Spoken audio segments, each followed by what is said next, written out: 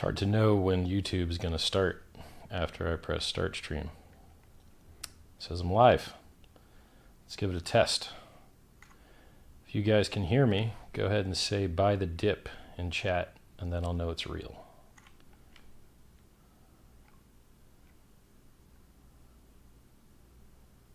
Everyone's saying hello.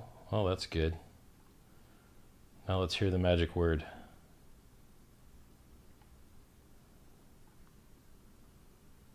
Say buy the dip.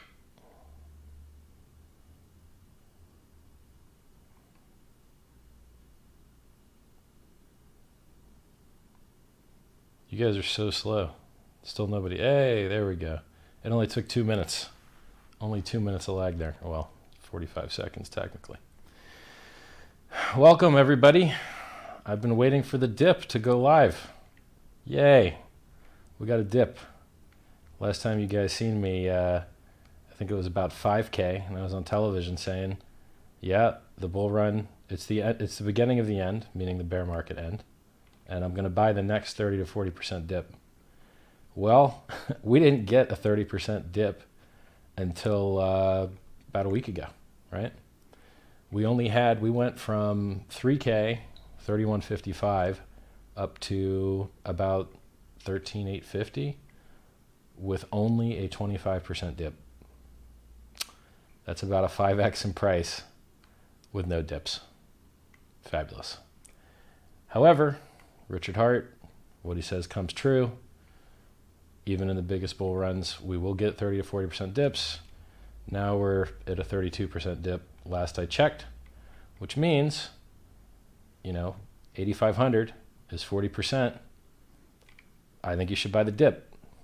I'll tell you how I think you should do it, and then maybe you get really rich. That would be nice for everybody involved. So I'll tell you how to do it. 1, spot purchasers matter more than margin purchasers. Margin purchasers are weak. They can be shaken out of their positions. A spot purchaser can watch the price go to 0 and never be shaken out. He'll never have to sell. He'll never have to hurt the price. But someone that goes long, they can hurt the price. They go long, they temporarily pump it. It drops below their margin requirement. They're liquidated and forced to sell, and then that hurts the price. So if you want the price of things to go up, you always prefer people to buy on spot because they can't be shaken out or not as easily. Price can go to 0 and they still don't have to sell. And in crypto, I've sat through $30 to $1 bubble, 1,200 to 250, 20K to 3K. There's another bunch of serious dips in there where, it looks like crypto's over. So this last bunch of dips, technically, we're due them, right? You're not supposed to go up 5x with only a 25% dip. That was a fluke. That was one guy that market sold 5,000 coins on one exchange. Some exchanges didn't even dip, like Finex didn't dip, Stamp did, because that's where he sold. It's abnormal, and it's weird, and it left retail behind, and it left me behind partially, or mostly, and now's our chance to buy the dip, right? So the thesis is this.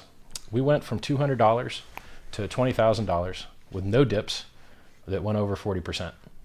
That's a lot, right? That's 100x, some large number of x. It's 100x. Well, what is it? 20 to 200 would be 10, 20 to 2,000, or 200 to 2,000 would be 10x, 200 to 20,000 would be 100x. So we went 100x with no dips over 40%.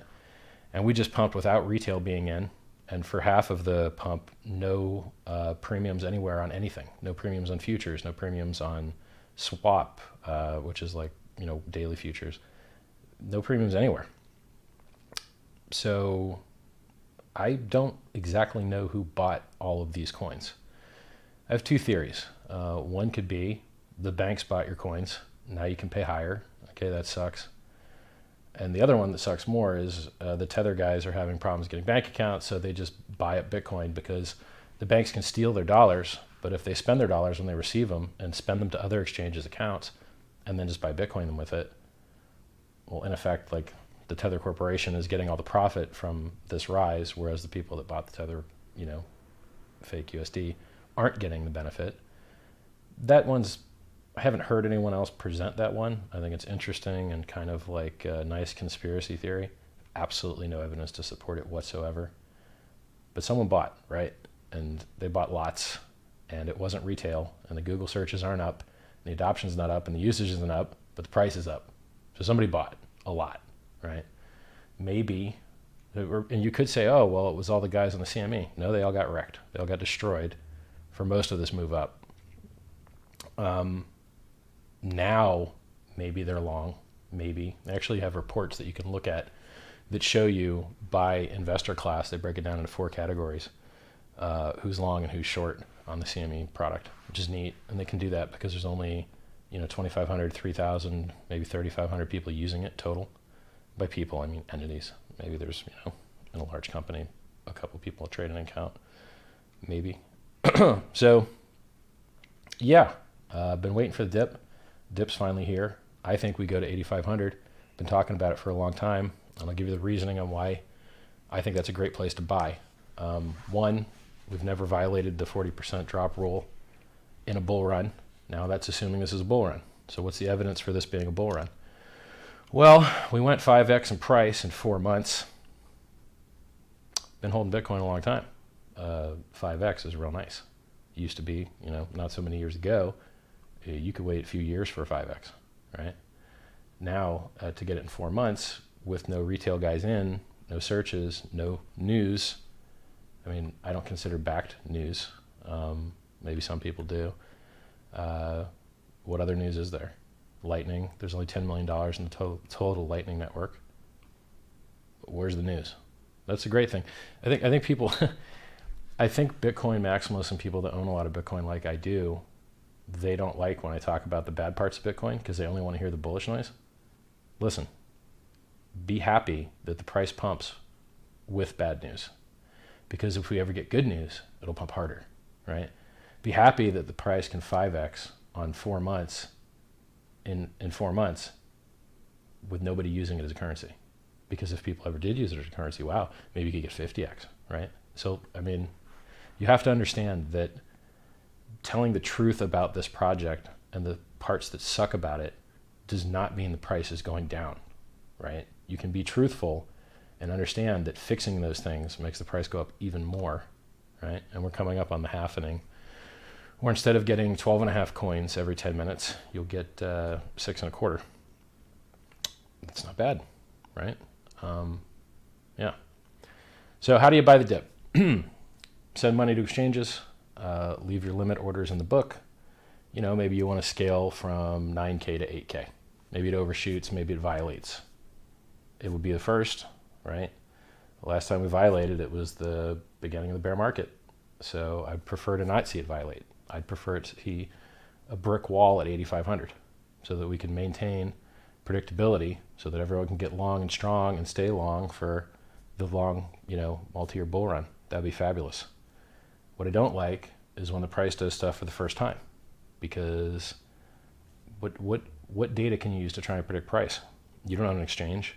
You're not sitting there looking at wires people are sending. Even if you did own an exchange and you were looking at those wire transfers, you don't know who the Bitcoin guys are. They're going to dump into those bids. So even if you own an exchange and had a wealth of information about what kind of depositors and what sizes they were sending, and how much the lag is between when a wire hits and when they actually hit buy, I can think of some other interesting ways that I won't tell you about on how to use the user's client to try and predict when they're going to buy. I don't have any of those tools, right? I have the chart, I have the news, and I have understanding of fundamentals.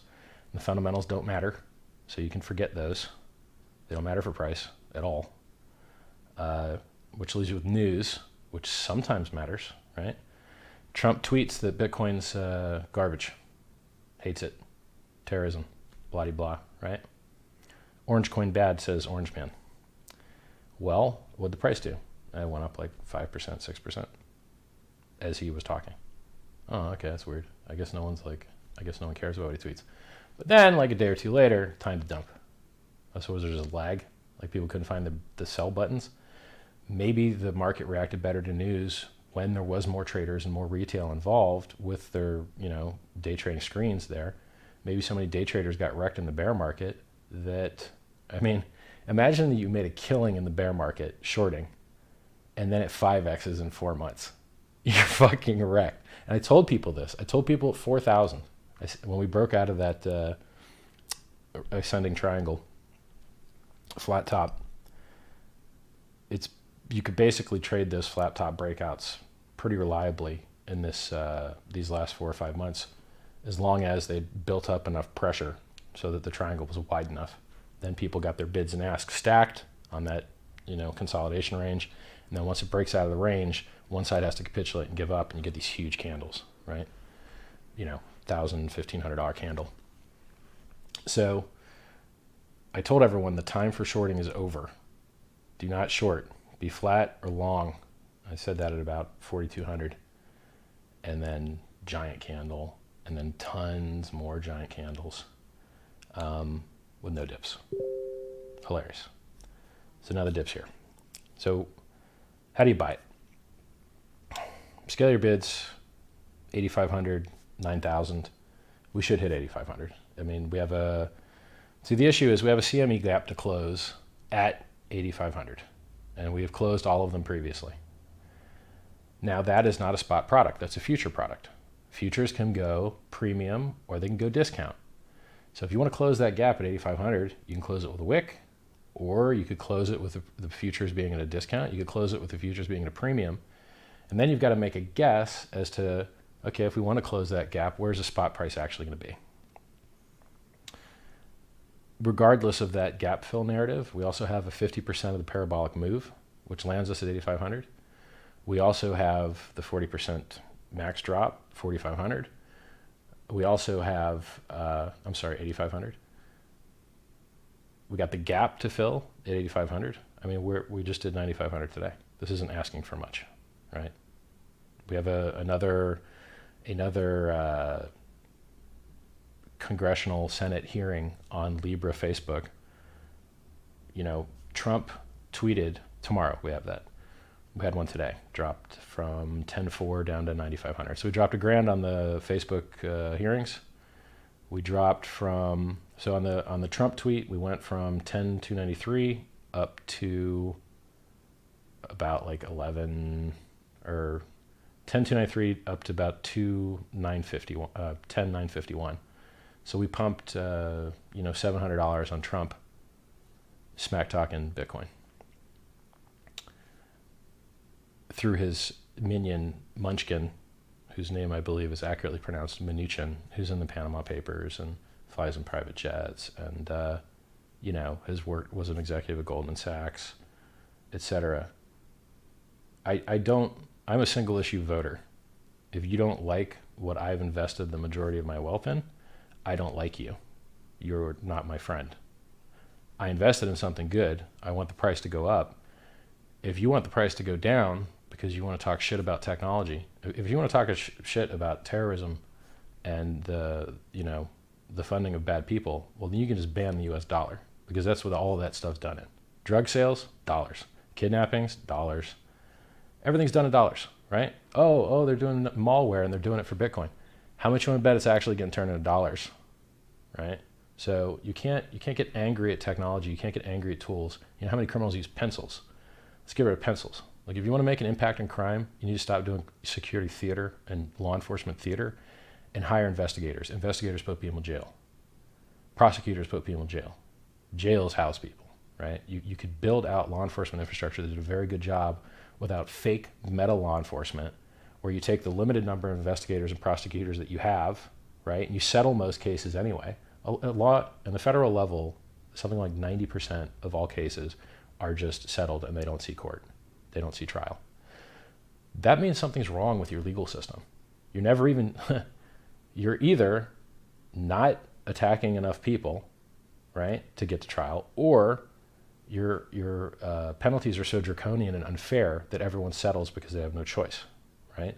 There's no reasonable system where you're doing a good job in law enforcement and you settle cases 90% of the time before trial. It doesn't make any damn sense. And that's also not how normal law enforcement works outside the federal level. So take all the money that you could save by not doing security theater with, pretending that you're making an impact. You're not making an impact, right? Oh, okay, we made it really hard for people to open up Bitcoin accounts. So you think the drug cartels gave a fuck ever in their whole life? They don't. They do not care at all. They buy property, right? They like, I'm not going to go into, like, if you want to read about how people hide money, it ain't Bitcoin.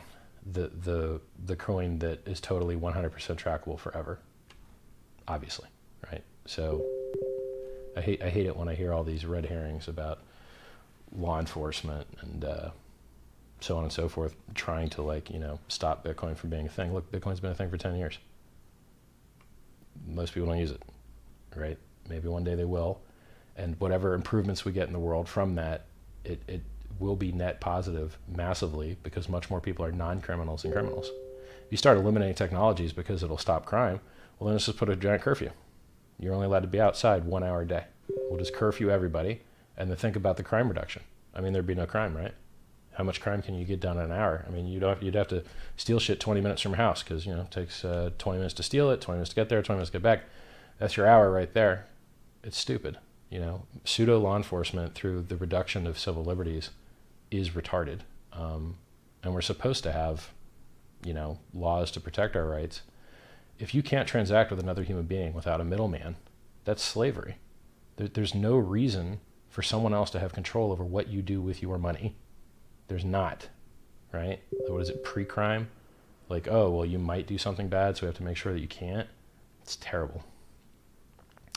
So, buy the dip, 8,500 target.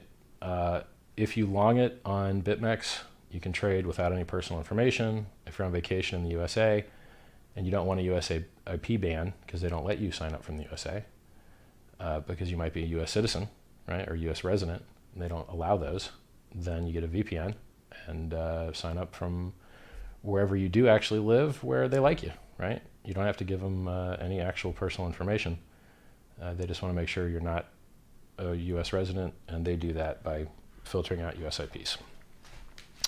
So if you were to long one Bitcoin, which is 8,500 USD of contracts at 8,500, your liquidation price would be under 5,000, and it would double your gains on the bounce. So if we went up to 17K from 8,500, you were long a single coin, you'd 4x your money, because the collateral that you had there, the one coin collateral, would double in price from 8,500 to 17,000, and your long position of 8,500 would also be worth 17,000.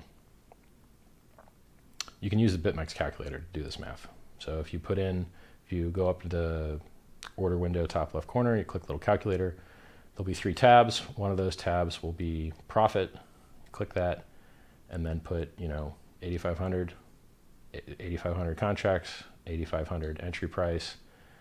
You put it on isolated margin, 1x margin. That means you just put one contract of collateral. You took 8,500 of position out at 8,500, and then you can see that your profit on the trade on your long position would be half a Bitcoin. With the price of 17,000, that's 8,500, right? So you made an extra 8,500. Anyway, check the math. Should be 4x, maybe it's 3x. I'm slightly tired. I don't feel like checking it. You check it, right? You're responsible for all your own trades anyway.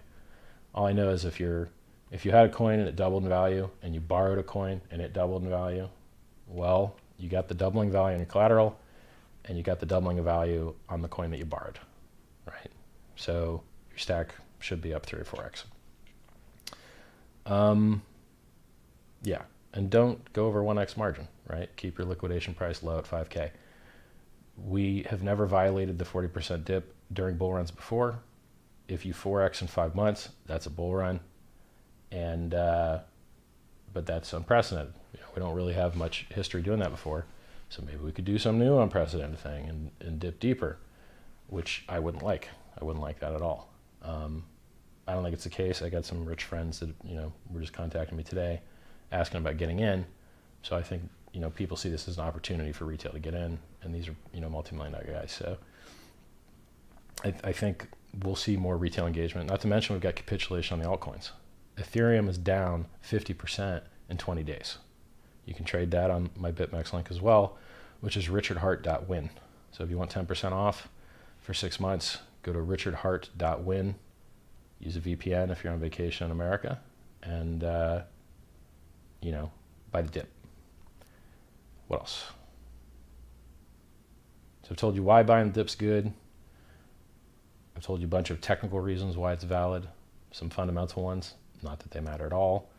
And we do have another Senate hearing talking about Facebook Libra, which is a trash fire. But here's the nuance to the information that I give you guys. When I tell you something is a trash fire, that doesn't mean that it's bad for the price. Okay? Libra is a horrible, censored piece of garbage from the worst company ever. However, that doesn't mean it's not good for Bitcoin price.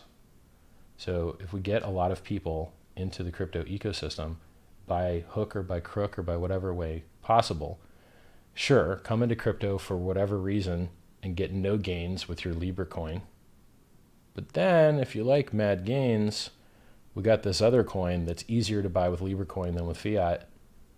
Hop on in, right? So I hate Libra coin, I hate Facebook. However, I see it as very good for the price. Period. If the one of the largest companies in the world with the most users in the world decides to onboard people into your industry, into your ecosystem, thank goodness. You guys notice my HEX jewelry? HEX bracelet, HEX earring, HEX necklace. Eventually I have to get these like identical to the actual logo, but for now these are quite pretty. Oh yeah, HEX. It's really close to being done. The contract's passed all the tests. We need to make one change to the price thing. Doesn't seem that hard. The UI guy's doing good stuff on the UI. And then it's off to audit. And then, working backwards, 2 weeks warning for the snapshot, week or two to negotiate with the auditors, 3 weeks to actually audit. That's like 5 + 2, 7 weeks. So as soon as we pass internal tests, we're like 7 weeks out from launching, my guess. And we kind of already passed them. We just need to make one change. So it's like really, really close. See, HEX is kind of funny. I talk it about a lot. I pump it a lot. And then we run into some technical crap we have to fix.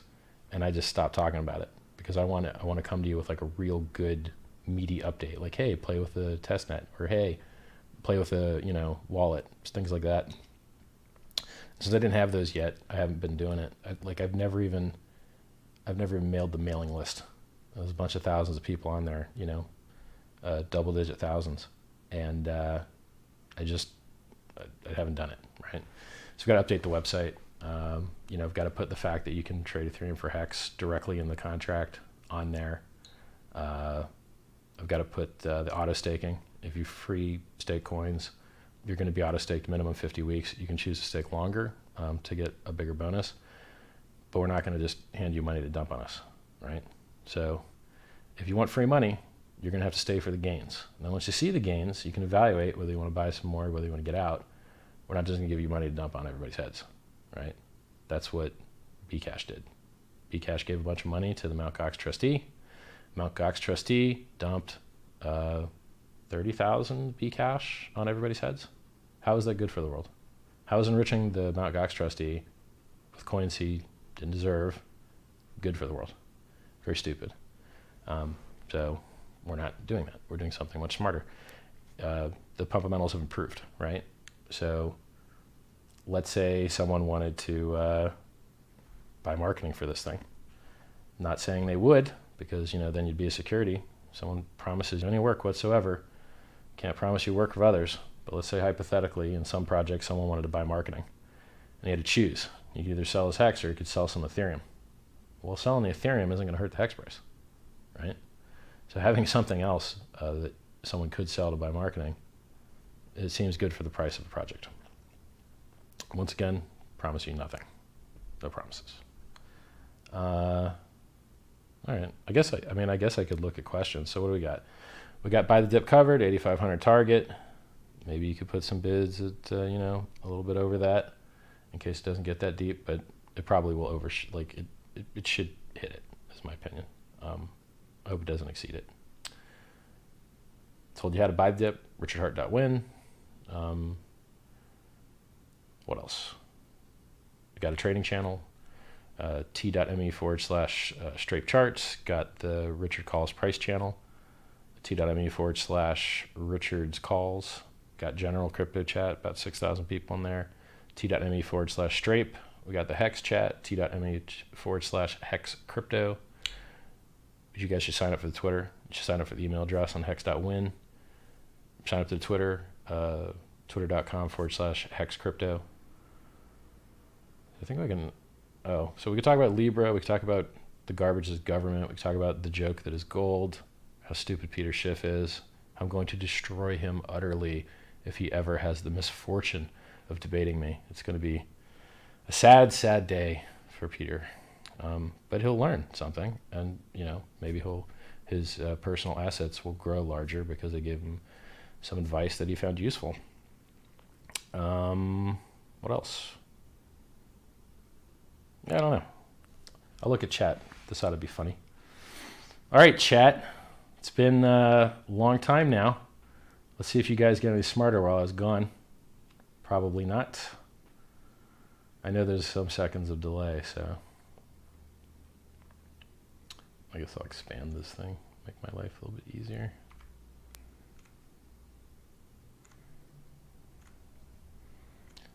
I'm sorry for you viewers at home. Somebody in chat says Richard Hart is the real Satoshi. I wish. I don't know. He seems a little bit like a pussy. I'm not a pussy. Satoshi could man up and defend his invention like I do for him, right? He's either dead or he's a bitch. I shouldn't have to be telling people who isn't Satoshi. He can tell them who is Satoshi, right? And sign off or burn his coins, et cetera, et cetera. He could send his coins to one Bitcoin eater, do not send, and whatever the extra letters are that is a burn address that no one has the private key to. And then we wouldn't have to worry about the 5% of Bitcoin that's just sitting out there in unknown hands. Comment on ETH 2.0. I don't think ETH. So ETH is in a weird spot. So I like ETH because it allowed me to build a trustless cryptocurrency that does things better than Bitcoin does without being 51% attacked. I like that. And with good auditing tools and good infrastructure and things like that. I like that. Now, do I care about the Ethereum price? No. The Ethereum price can drop to damn near zero. And as long as no one's attacking the network, that's fine for me. It just makes all my transactions cheaper, right? So if Ethereum's price wants to go extremely low and give me cheap transactions, great. Now at some point, the price could get so low that it's insecure. And then obviously the ERC20 tokens like BNB, DAI, HEX, some other, Chainlink is a new one that's, got a lot of value. Not value in like is good because it sucks, but value in a lot of people bought it. So that's, the history of ERC20 tokens for the most part, or crypto in general. So yeah, I don't think they're going to hit any of their time estimates whatsoever because they never have, and software's hard as hell. So you may never see proof of stake. You may never see ETH 2.0. They just may never happen, ever. Vitalik's quoted as saying that he doesn't know of any technical hurdles that haven't been addressed in theory, but in theory isn't useful, right? Like in theory is something you can read about, but you can't trade it, you can't buy it, you can't process transactions through it. So I said that Ethereum was good for a dip when it was down 20% on the day, and I think it went down 23 total percent. It was good for a bounce, and I was right. It bounced, and it was one of the largest down days for the last 2-3 years ever, really. Like, 20% a day is a lot. Well, it made new lows today, right? Which is why I called it a bounce, because I'm still got that 8,500 target in mind, and if Bitcoin takes a shit, Ethereum's taking a shit. So even though Bitcoin had only dropped 10% and Ethereum had dropped 20, well, if Bitcoin's still got to go down another 10, sorry Ethereum. I mean, I know you're already down 48% from your high, just shy of 400. Now you're under 200. Well, you got to go a little more, bud. That's what's up, because you're showing weakness against everything's showing weakness against BTC. And the reason for that is because retail got left behind. And the bankers bought Bitcoin. And they didn't buy anything else.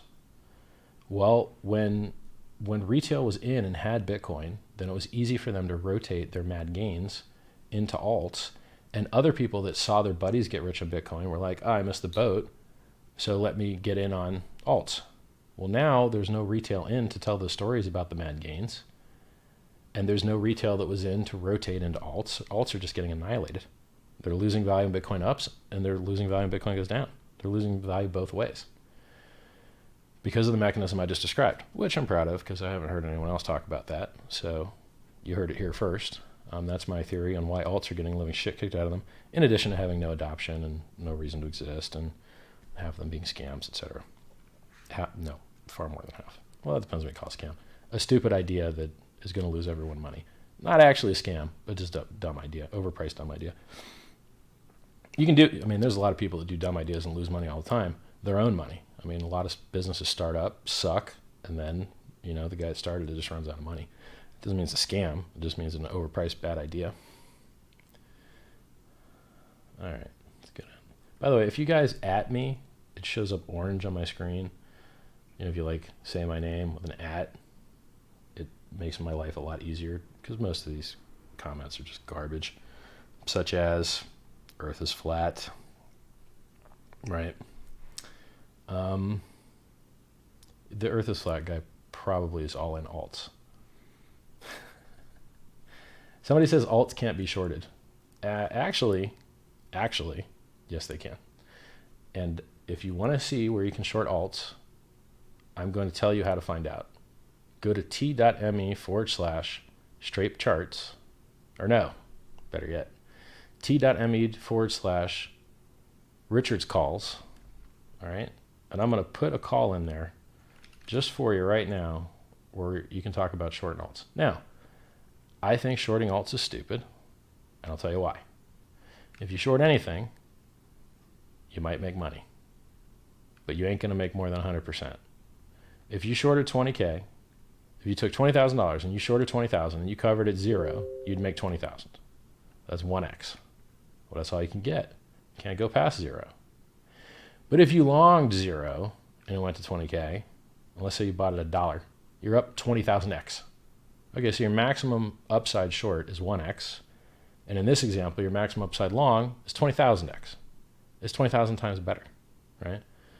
And if alts do recover, they will rip your fucking face off and you will lose everything. Just like I told you about shorting Bitcoin. Oh, you did real good shorting down from 20 to 3, right? Great. Well, now it just went up 5x in 4 months. You got your face ripped off. You gave it all back and more. Shorting crypto is suicide. And the time to do that was a long time ago. Even with as weak and as shitty as alts look, the reason they're going down a value to BCC is because BTC USD is going up. Period. So you'll make more longing BTC USD than you will shorting alts because you can get more than 100%. Period. So longing Bitcoin USD beats the shit out of shorting alts. Particularly when you've got richardhart.win and you take a margin. It's just, I don't think you should get into the business of shorting alts. You'll lose your ass. But if you do want to, I'll put that link right now in the calls channel, and then you can see someplace where you can short alts.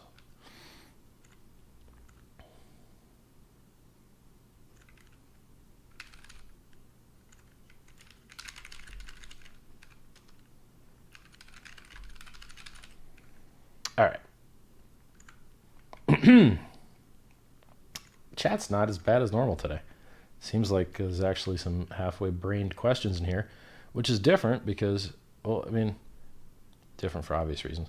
What I meant to say was it's the same improvement in discourse that I saw during the Senate hearings on LibraCoin from Facebook.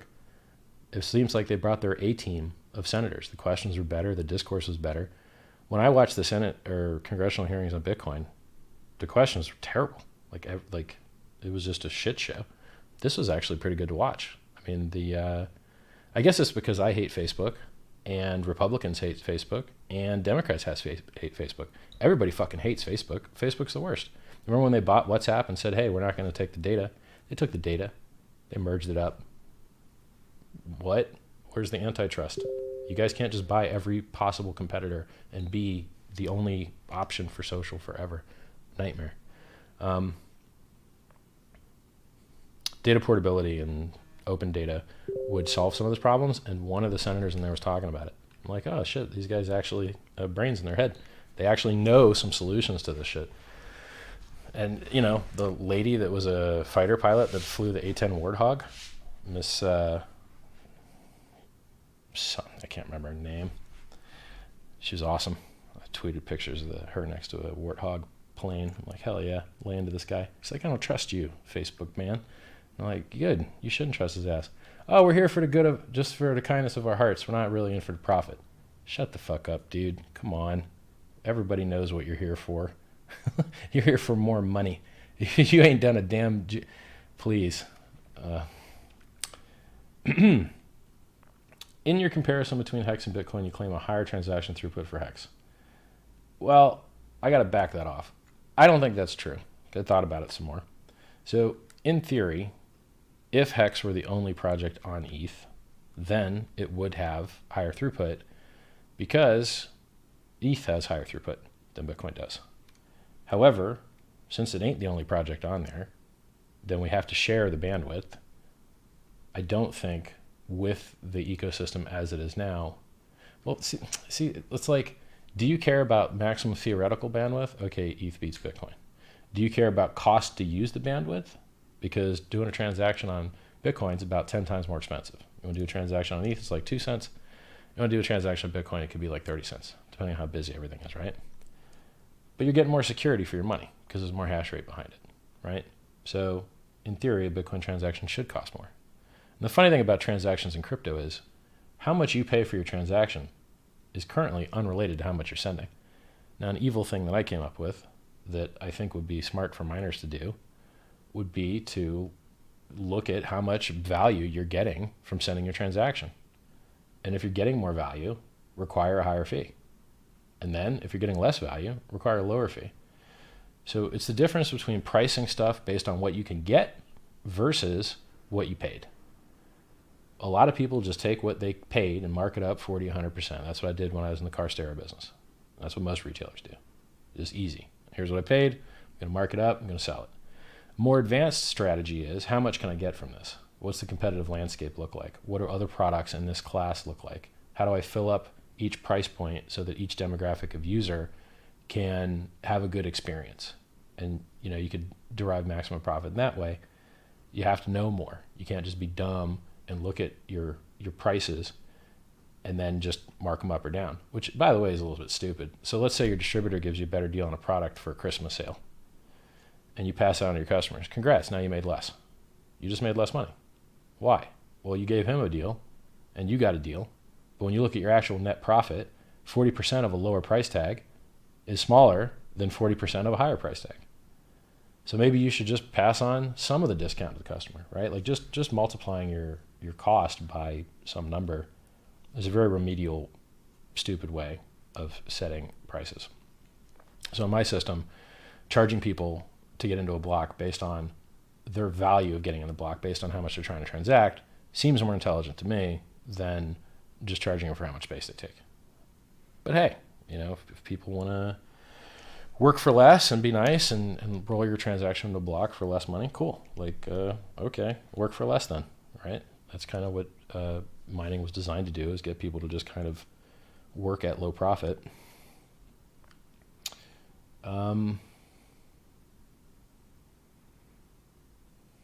Scroll down here.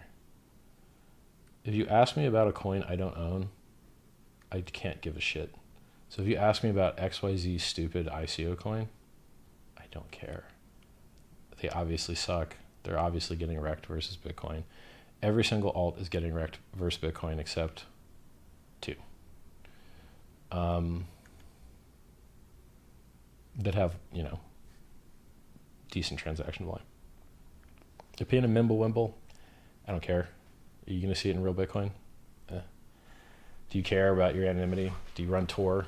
Do you run your own node? Do you, like, I'm sure your OPSEC is garbage.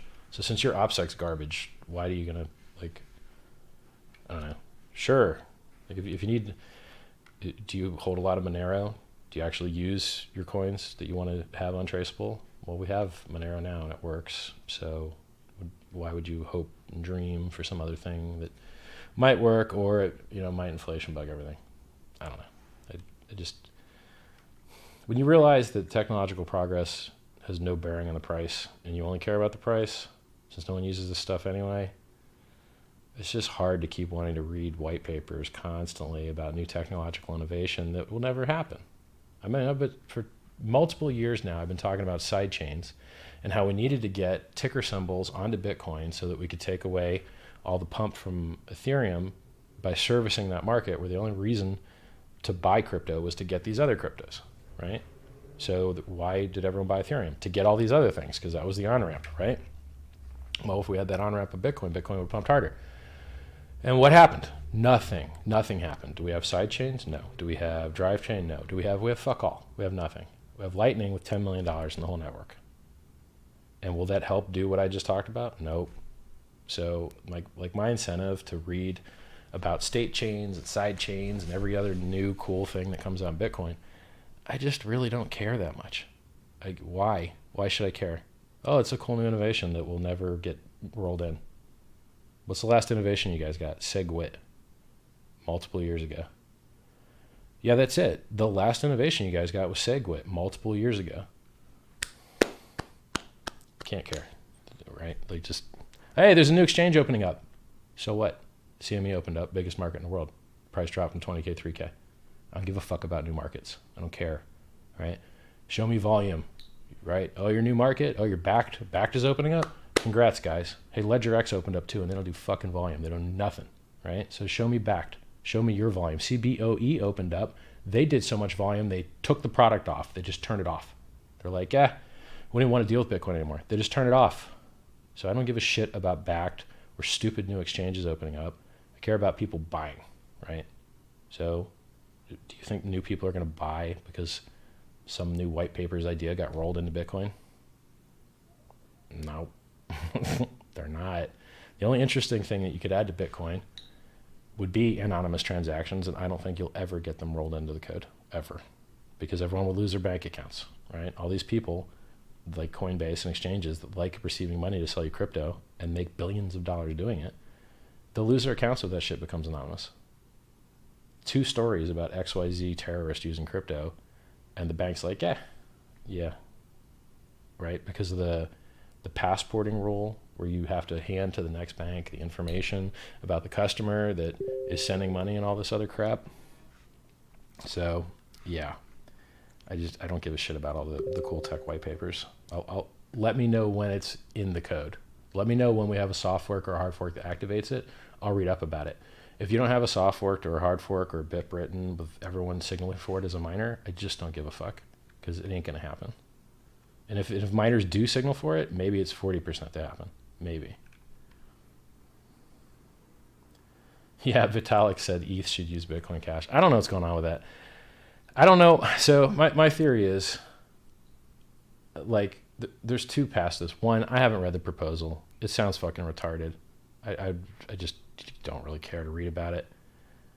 But for fun, if it is the case that the enemy of your enemy is your friend, and if causing dissension among the ranks between Bitcoin and Bitcoin Cash helps people that aren't Bitcoin or Bitcoin Cash, and you can get them to fight amongst themselves, then in theory it could help ETH.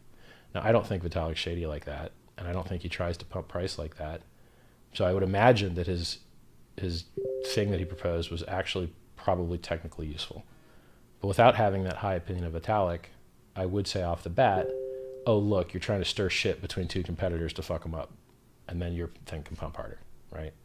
The enemy of my enemy is my friend kind of thing. Let's go down the list here. How about revisit 6.5K to fuck with everyone? The maximum, and this, who asked this, is an admin in my channel. He has bids set very, very low, extremely low, like $5. He wants a wick down, right? He wants to buy the dip because he was left behind, like me, and almost every other intelligent trader, by this fucking parabola out of nowhere with no interest, no Google searches, no news, nothing. Just 5x price with only a 25% dip that was a fluke dip, right? Now is the first real dip, 30 to 40% dip that we're getting. So he wants to see the price drop low as fuck. I've given you the reasons that it ain't going down there, right? Pumping on no news at all is more bullish than pumping on news. Reasons come and go. It's better to pump for no reason, because then the reason can't go away, right? Like you CME, pump for it. We got it, and then we died. Okay, so we pumped for a thing, and we got the thing, and then we died. Well, if you didn't pump for a thing, it can't go away, right? So the fact that we pumped on nothing is more bullish than pumping on something. The fact that retail is not in is more bullish than pumping on something, right? If retail were more in, and if more weak hands were in, we would have had more wicks, we would have had more downside, and we could expect, bigger dips. This is the first actual normal ass dip, of which we had 7 or 8 of these on the run up from 200 to 20,000. We're supposed to be getting these things. They're normal. And, when people margin trade or have weak hands, they buy in, price drops, they get out, they get wrecked, then they buy higher when the market leaves them behind, because human beings are constantly rationalizing and readjusting to understand the reality. So if you look at a piece of white paper, it looks white to you. What is that? Piece of white paper. And then I show you another piece of white paper. You're like, what's that white paper? And you look at them, and this one's like yellow, and this one's like blue.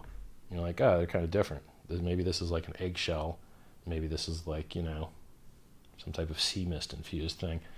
And you're like, you don't notice that the two whites are different, right? Or white balance in a photo.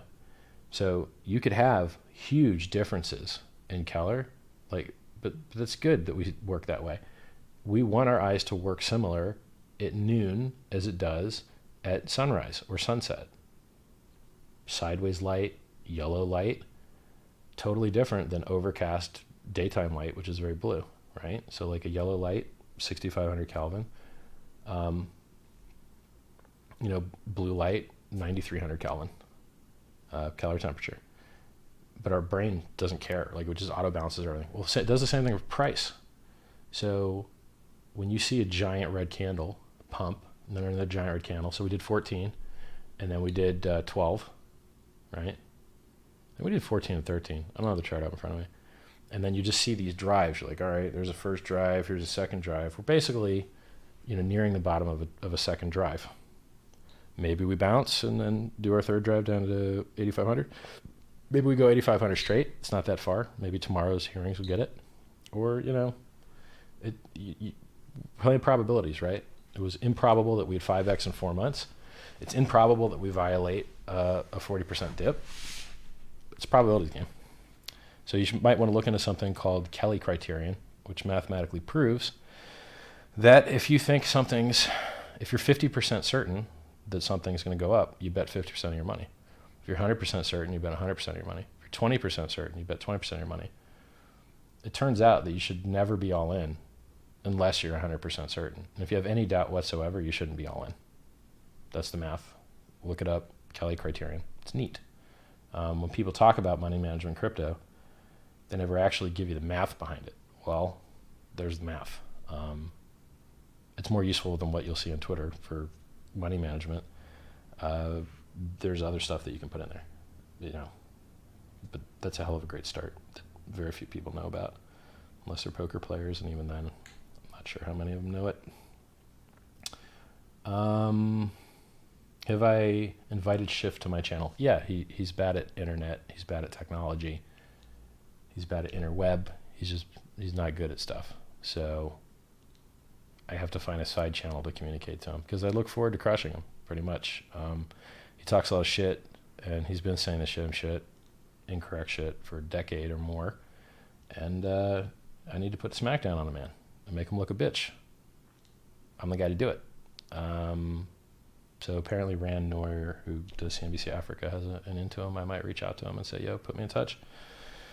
And then I could educate the man for my viewing audience's pleasure and his, when he stops getting wrecked buying something dumber. If you buy gold instead of Bitcoin, you're stupid. Sorry. Bitcoin went 5x in 3 months. Gold will go 5x in 30 years. Very easy choice.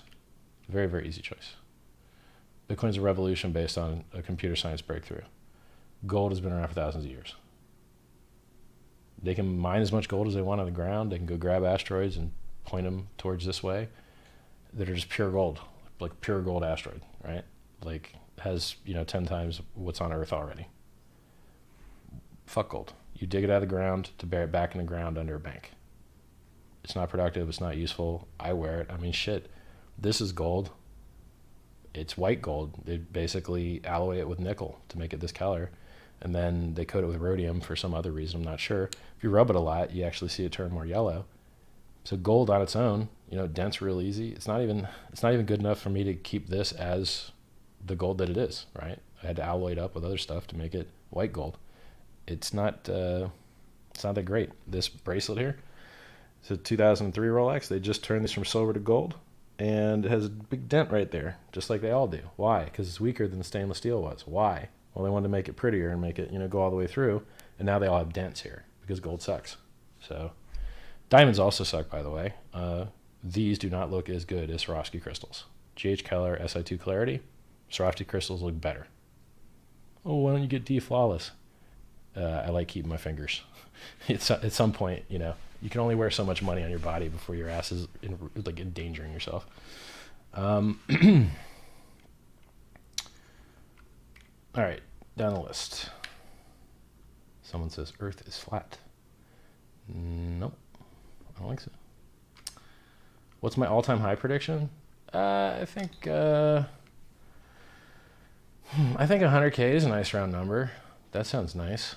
I think 60K is an okay number. 60 to 100K. I'll give you better data as we get closer.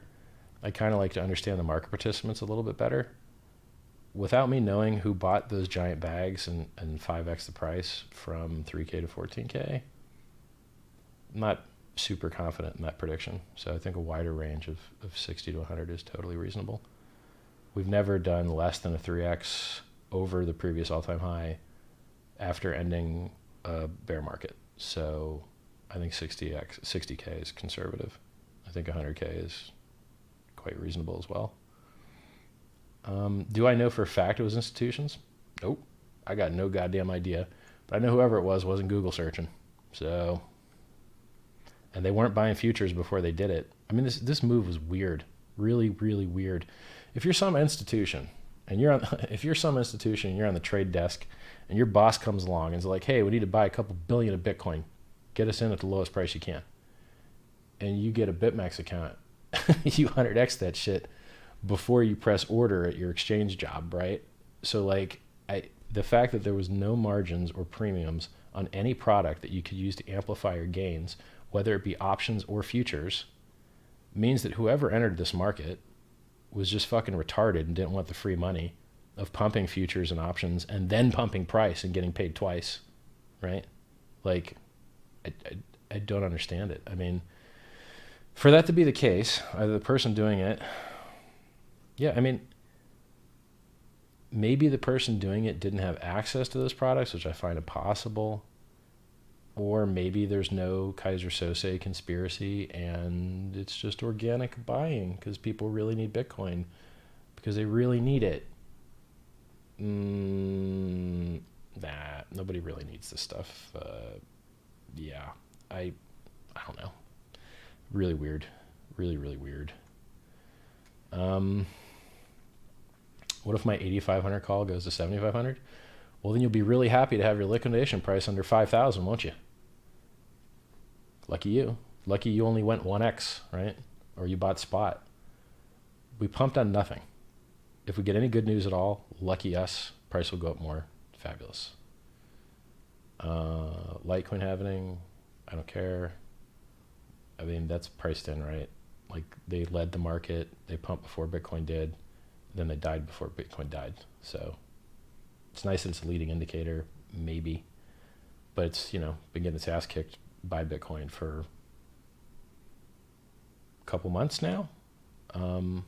Just look at the LTC BTC pair. It's not pretty.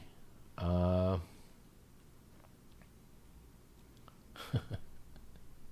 Got people shilling their hex links in here. I like it. Good job, boys. You're going to get rich on those things soon. Will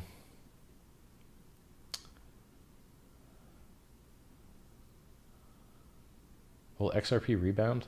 Maybe. I have no idea why. I mean, all their partnerships are fake. No one really uses it. They bought. I'll tell you a funny story about XRP. So XRP, nobody's interested in using it. I tweeted about this today. First of all, no one remits any money. No one gives a fuck. Okay? Not that much money is sent from point A to B. And even if you thought a lot of money was sent from point A to B, the amount of money that you charge as a fee to do that sending is rather small. And the amount of costs that you have to do that sending are gigantic, not because you have a problem using your Excel spreadsheet to track how much money you got, but because you have to have a human being sit at the place to receive the cash and sit at the place to give the cash. And that's a physical location with a physical person that could have been selling bottles of milk. And bottles of milk have a lot of margin, a lot of markup, and they don't need a lot of training to sell bottles of milk. And so to have them not sell a bottle of milk and instead spend 10 minutes with some idiot writing down poorly their address and shit, if you look at how long it takes for someone to remit money, it takes 10, 12 minutes per user to send that money. Okay, well, your storefront only has how many customer service reps on how many windows, right? And I've lived in the third world. Most Western Unions, even the shittiest of places, aren't going to have more than 3 or 4 windows, maybe 5, right? Okay, well, that's what? 5 customers per hour per window. So now you can get 25 customers, 8 hours. You've got like 200 customers total that you can serve. That ain't that good, right? How much are you making per customer? They're sending maybe $200 each, $300 each, making 10%. So you get 200 customers at $10, that's like $2,000 a day. The numbers suck, right? If you do normal retail and sell phone cases, you may do better, right? Which is why you don't see many of these. If you want to do money remittance and go to a Western Union or a MoneyGram, there aren't that many of them because it is not that profitable. And if more of them opened, the few number of people would have to spread their profit even wider, right? So remittances isn't a very good business. The margins are only going down, and they do not have any competitive advantage whatsoever from integrating any crypto bullshit into their systems to replace the Excel spreadsheets they use or fancy database technology. There's no savings there, okay? The same asshole that has to sit at the endpoint and hand out the cash still has to do it, and the same ingestion point still has to do it. There's no savings there. So XRP decided they'd buy some stock in MoneyGram. XRP bought like some number of millions of dollars of XRP stock, or of MoneyGram stock. MoneyGram stock went up like 50% or 100% or something, and XRP's price didn't move. Oh, that was funny. Fuck those fake crypto guys. So, yeah, if you actually want to reduce the cost of remittances, there is no advantage whatsoever by replacing the Excel spreadsheet with slower, less reliable, more expensive blockchain technology. I am building a blockchain project. I know how bad the blockchain sucks. It is extremely slow and extremely unreliable and variably expensive.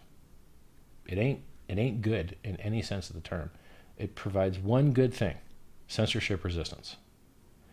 No one's trying to censor MoneyGram's Excel spreadsheet. They receive no benefit whatsoever from rolling crypto in there. Thus, if you want to reduce the cost of payments for people, then businesses everywhere have to actually accept the crypto so that it doesn't have to go back to cash. So when someone breaks their leg and needs to pay their doctor, they can just pay the doctor with crypto. If businesses don't accept crypto, there will never be a competitive advantage for replacing MoneyGram or Western Union's Excel spreadsheet with some crypto product. It's actually very bad for them. It's garbage, right? So I'm glad that crypto price can pump when no one uses it for anything. Less ATMs, less retailers accepting it, less on-chain transaction volume, less wallet downloads, less Google searches, price 5x'd in 4 months. Ain't that a bitch? Don't you wish trading was easier? Don't you wish the news mattered? Don't you wish, the fucking actual adoption mattered? Nah, right? Which is why I'm more than happy to buy the dip. I don't see any reason at all for this to go up other than it has gone up, and that's good enough for me. That's all I need. it's a very high risk, high reward play. Going back to chat. Good job, chat, on not sucking as much as normal. You guys must have got smarter. Or maybe the only people that are left are people that didn't get wrecked in the bear market. Could be.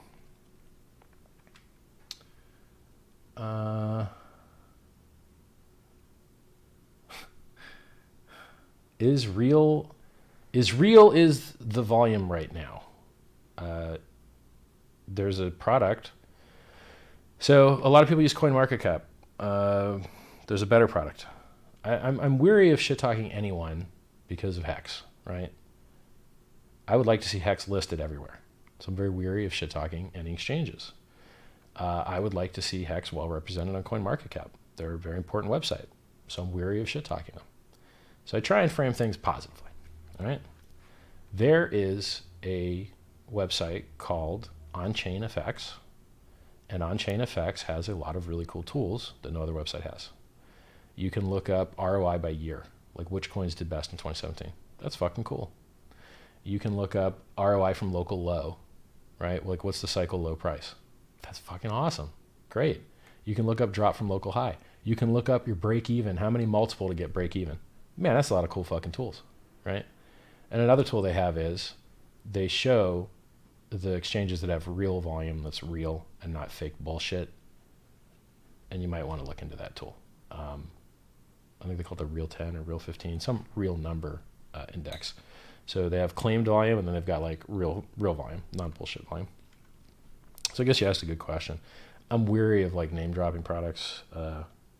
These guys seem nice, so I'll name drop On-Chain FX to you guys. That's on, like you turn a light on. Chain, like this badass chain right here. Power to profit. And FX, like foreign exchange, FX, you know. Hollywood FX. Frank X-Ray. Thanks for sharing your knowledge. It's appreciated. I'm glad you appreciate it because I don't make much doing this shit, and I could be building my white paper or doing other stuff now. So the only reason I did it is because got my hair cut, figured fuck it. I haven't seen you guys in a while, you know. This cough that I had is going away. You can tell my voice is still a little fucked up, but I've been waiting for the dip, you know. When you're sitting on the sidelines waiting to buy the damn dip, you're not that excited to be like, hey, everyone buy up that price so I can't get in, leave my ass behind. You're less excited to be pumping everyone's bags. Now, I still do it on Twitter, and I still do it on my calls channel and such, because I got a lot of people to follow me, and I want to do them a good service. But to hop on YouTube and pump the price more when I want a lower entry, it's like, no. Like, I want a lower entry. Talking to you guys is great, but making a good trade on margin is better. So,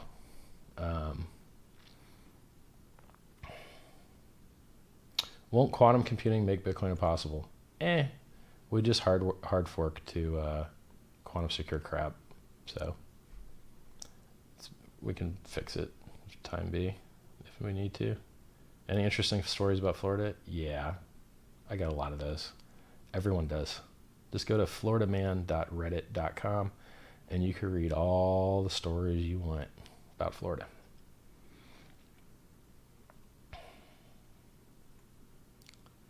Yeah, we have real volume, dude.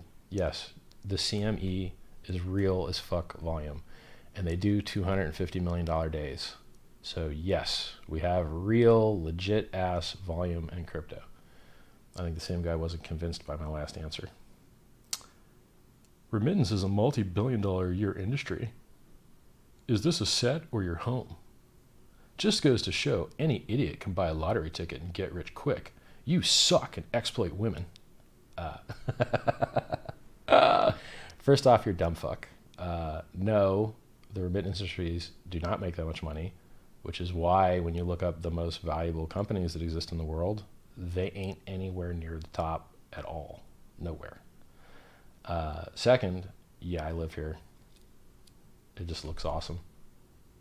If you have good taste, your house should look awesome. The shit costs almost the same, right? This multi-hundred year real wood antique here, I'll sell it for more than I paid for it. So why would I buy anything else, right? Like, the shit that looks good costs just about the same as the shit that looks bad. So if your house doesn't look this good, you're just stupid. Like you're not good at shopping, pretty much. Like there's no reason for your shit to not look awesome. Unless you're broke, which it sounds like you might be. Do I exploit women? Yeah, girls like me. And I don't have any of their enemies, ever. They like me a lot. So, apparently I make them happy. What else? Buy a lottery ticket and get rich. I've been a millionaire since I was in my 20s, self-made, and done it multiple times in multiple industries. So, and this was long before Bitcoin came out. So I was a millionaire in 2003, retired in 2004, and traveled the world. So you might want to look into my history. You don't know shit. Richard's live streams are rare as platinum. More rare, sir. They mine platinum every day. You're not going to get a Richard Hart live stream every day. It would suck to try and turn me into jewelry, though. That would be messy. Somebody says I look good. Thank you, because I feel like a fat piece of crap. I am gigantic. Like, I am not skinny. I think I'm like 255. The muscles are looking all right, I guess, but like, it's just not skinny at all. Yeah, I got to drop weight. My closet continues to have a smaller and smaller selection of things to wear. Good thing I look okay in a black shirt, I guess. What's the deal with the Photoshi lawsuit? Well, when you pretend to be something, so when you get sued in civil court, your option is to defend yourself or get a default judgment against you. If you get a default judgment, then the plaintiff can use that default judgment to encumber any assets that you have anywhere in the world that's willing to play ball with the order of a United States judge. So you file a motion that says, hey judge, I've got this here award and he ain't paid me, so I need to dock his wages and seize his goods. And then there's some tools that I won't tell you about because you don't need to know about them that you can use to find people's assets, and private investigators do that shit for a living, right? I guess I could tell you about one. It's called LexisNexis, and that's where you can find most people's assets. So you take your LexisNexis search, you find all the stuff the dude owns, you go to the judge, you say, here's my judgment, I need to seize this dude's stuff, and if he has a job, I need to dock his wages. And the judge says, sure, fuck that guy. Doop. And then he hands you your, I can't remember what they call it, but so when they take your wages, it's called garnishment. And I'm not sure exactly what they call that order to seize funds civilly. It's probably some other name for it. If it were criminal, asset seizure is the correct term. But civil, there might be another fancy word for it. So fake Satoshi didn't want to get a default judgment and have some multi-million or multi-billion dollar take all my money away kind of warrant thing floating around for him. So he kind of had to go stick to a story. So you said all this stuff publicly, you said all this stuff privately. And now the funny thing is he didn't actually have to stick to a story. He could have been like, yeah, I'm not actually Satoshi. And I was just trying to scam you, and pretending to work with this guy and pretending to be this thing allowed me to scam some other people. But I was just kidding. You could have done that, right? Instead, he wanted to double down on the scam, right? So made fake documents, forged things, tried to change a lot of things, got caught, and then, now is trying to explain to the judge why he shouldn't be found in contempt. Because if you go to court and the person suing you wins, okay, well, then he just wins. But if you go to court and you start lying to the judge, you've committed a new crime, and the judge don't like that, so he's going to fuck you up. And he could fuck up more than just you. He could fuck up your lawyer too, right? So there's a law that as a lawyer, when you bring evidence to the judge, you have to believe it's real evidence and not tainted and screwed up and messed with and full of shit. Or you can be fucked up as the lawyer. This is in the United States. I know quite a bit about American law because it's just fun. It's like war, but with pens, right? Pen war. And I like that kind of stuff. So He's defending himself against a contempt, charge, kind of, right? He's in a hearing that's like, convince me why I shouldn't hold you in contempt and censure you and like, fine you or imprison you and all these other things, because he was fucking the judge around, and judges don't like that. Now, I'm not totally up to date on it.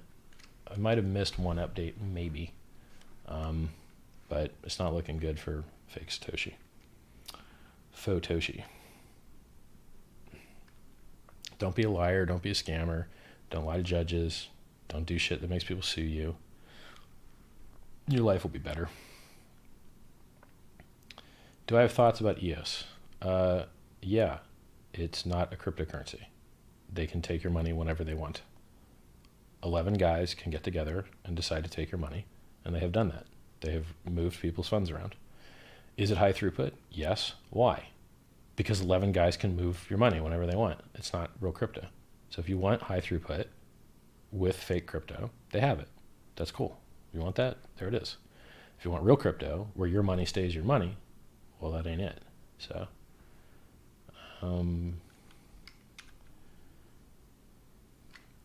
my thoughts on Noriel versus Hayes debate. It's a lot of what Noriel says is true, and it doesn't matter, right? Guys, US dollar is the worst thing in the world because most people get kidnapped for it. Yeah, that's true. Most people get, kidnapped and they want, USD or something very similar fiat currency wise to pay off the kidnappers. Does that make USD bad? Well, no, it makes it useful, right? Criminals use it. Yeah, because it's useful. Like for the same reason non-criminals use it, right? So that's not a good argument, right? Scammers use it. Fucking scammers use everything. Scammers are smart, right? That's how they scam, by being smart. Well, short-term smart. Maybe crafty or conniving is a better word. So, yeah, saying that stuff sucks because criminals use it is retarded. You would need to have a higher, if only criminals use a thing, well then that's different. But if criminals use the minority of it, it's a very stupid argument. What else does he say? Well, he says all the same shit Peter Schiff says. Oh, it's not backed by anything. Neither is the dollar. Oh, it's backed by the military. No, it's not. Show me the last time the military backed it. Every time we invade someplace, the fucking value goes down. What? It's stupid. Oh, we're going there to defend oil. Well, why is the price of oil going up instead of down? We're going there to get oil, right? So we got more supply, so the price go down, right? Why is the price going up? People say stupid shit. They don't know what the fuck they're talking about. If Noriel had a brain in his head, right, he would have bought the dip, like I'm telling you guys to do. And then he could shut up and stop running his mouth and get paid. He'll get paid, 30, 40 grand, maybe 10 grand, depends on what he's talking about. You can go get his rates, right? He makes his money flapping his lips. That's how he gets paid, talking shit, right? How does he get paid? By talking shit about crypto.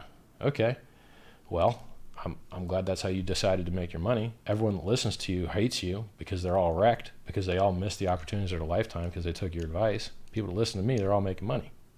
I called the top at 20K, right? Okay, well, there it was. I said to sell the top at about 17 after I found out that we couldn't get over it. And then I called the fucking start of the multi-year bear market, which turned out to be just 1 year bear market at 8,500. And I've been waiting to buy. I called the end of the end of the bear market at 4,000, and I've been waiting to buy the fucking dip. Went on television, told you I'd buy the next dip. Been waiting for it. It's finally here, right? So I'll be long and strong as this dip gets deeper. So if you go on television and you tell people to not buy the best asset that's ever existed in the last 10 years or in history, really, you're fucking retarded. Stop getting paid 10 or 20 grand to go on stage and talk shit occasionally and buy the fucking dip and join Team Win and get rich, right? This is a computer science breakthrough that can change the relationship of man and government. Yes, we ain't got no adoption yet. Yes, no retailers are using it yet. Yes, the throughput sucks now. Well, you're in early, man. Look at the price on those bad things. We pumping hard as fuck. Imagine if we fix those things. We'll pump even harder. Be happy, right? It's really once in a lifetime shit. Crypto is, I guess it's not once in a lifetime because HEX is coming out. So, and there are other alts that are beating Bitcoin still. Not many, but some. So if it ain't once in a lifetime, it's damn single digits lifetime opportunity kind of stuff, right? So, all right. So you guys, that's questions I missed. A lot of questions in here. I guess this is what happens when you don't stream for like half a year. My cameras is just dusty. I'm hitting the buttons like, damn, there's a lot of dust on here. Is ETH a good buy? ETH might be a good buy. However, it is not as good a buy as Bitcoin because the market has decided to buy Bitcoin instead of ETH. Period. If that changes for some reason, and I already told you why that might change, if retail was already in and had a lot of gains in Bitcoin to brag about, then people might be looking for the next Bitcoin. That didn't happen. No Google searches. Everybody got left behind. Now they're starting to get in. If they get in now and we go for a year and everyone's jealous of their friends' gains, then they might look to rotate into the next big thing because they figure they missed the boat, right?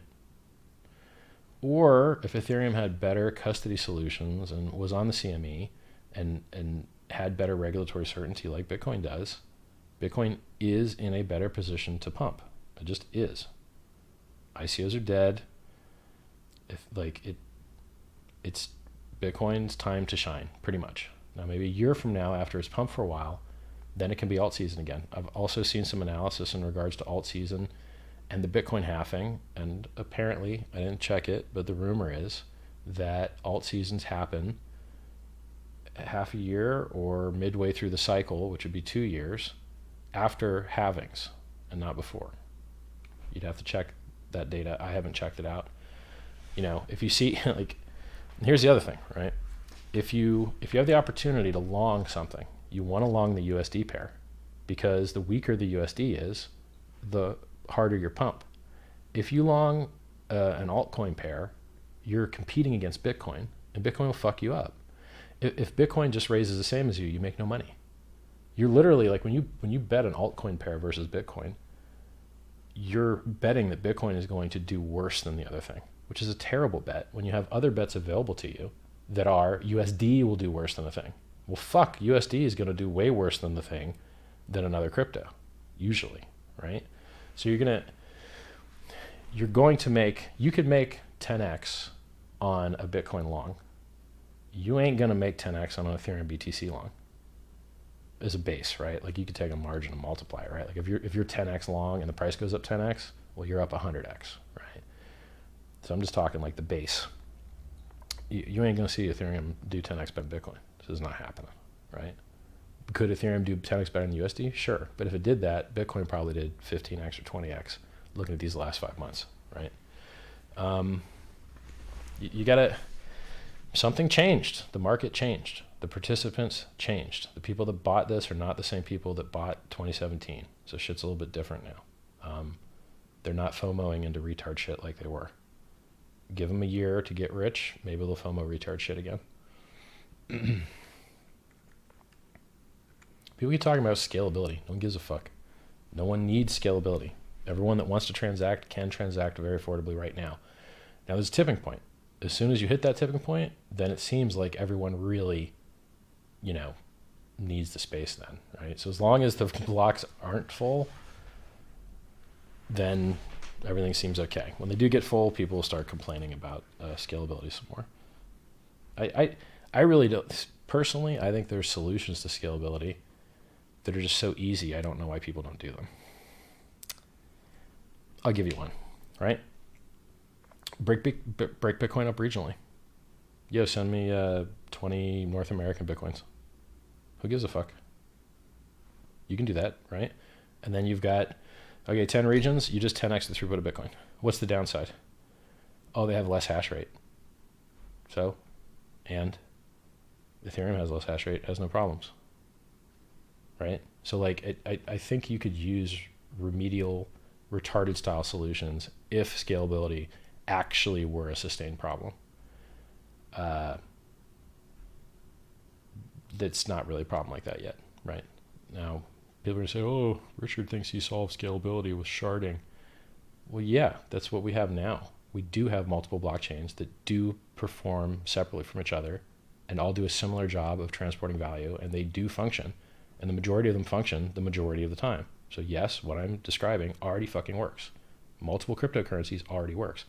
And that's the other thing I don't understand. Like, why would you ever do Ethereum on Bcash for storage when you could just do, hey guys, we're just forking Ethereum and now it's Ethereum 2 and we're just using it for our storage layer? Why not do that? Like, so fucking easy. I think people over-engineer shit sometimes. Why do gaps tend to get filled?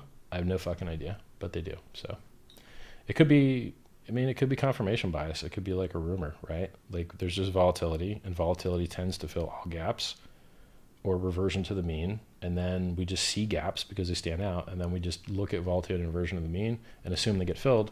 But as long as enough people think that that's why they're getting filled, then it works. So fine with me, right? It's not that gaps have to get filled. It's just that they have. And so people continue to believe that they will. It's just like Bitcoin. Does Bitcoin have to go up? Nope. But I'm looking at the chart and shit looks like it wants to go up forever. So I'm just going to keep longing it until it stops doing that, right? And it's a good bet. What's the best hardware wallet? Yeah. Hardware wallets are hard to recommend. Whichever one integrates their HEX integration first is who I would say. Please explain how to 10x on Bitcoin. Well, you could go 2x long and wait for 5x in price. There's your 10x. Or you go 1x long and wait for 10x. Or you could go no x long and wait for 10x. Like, a lot of ways to get there.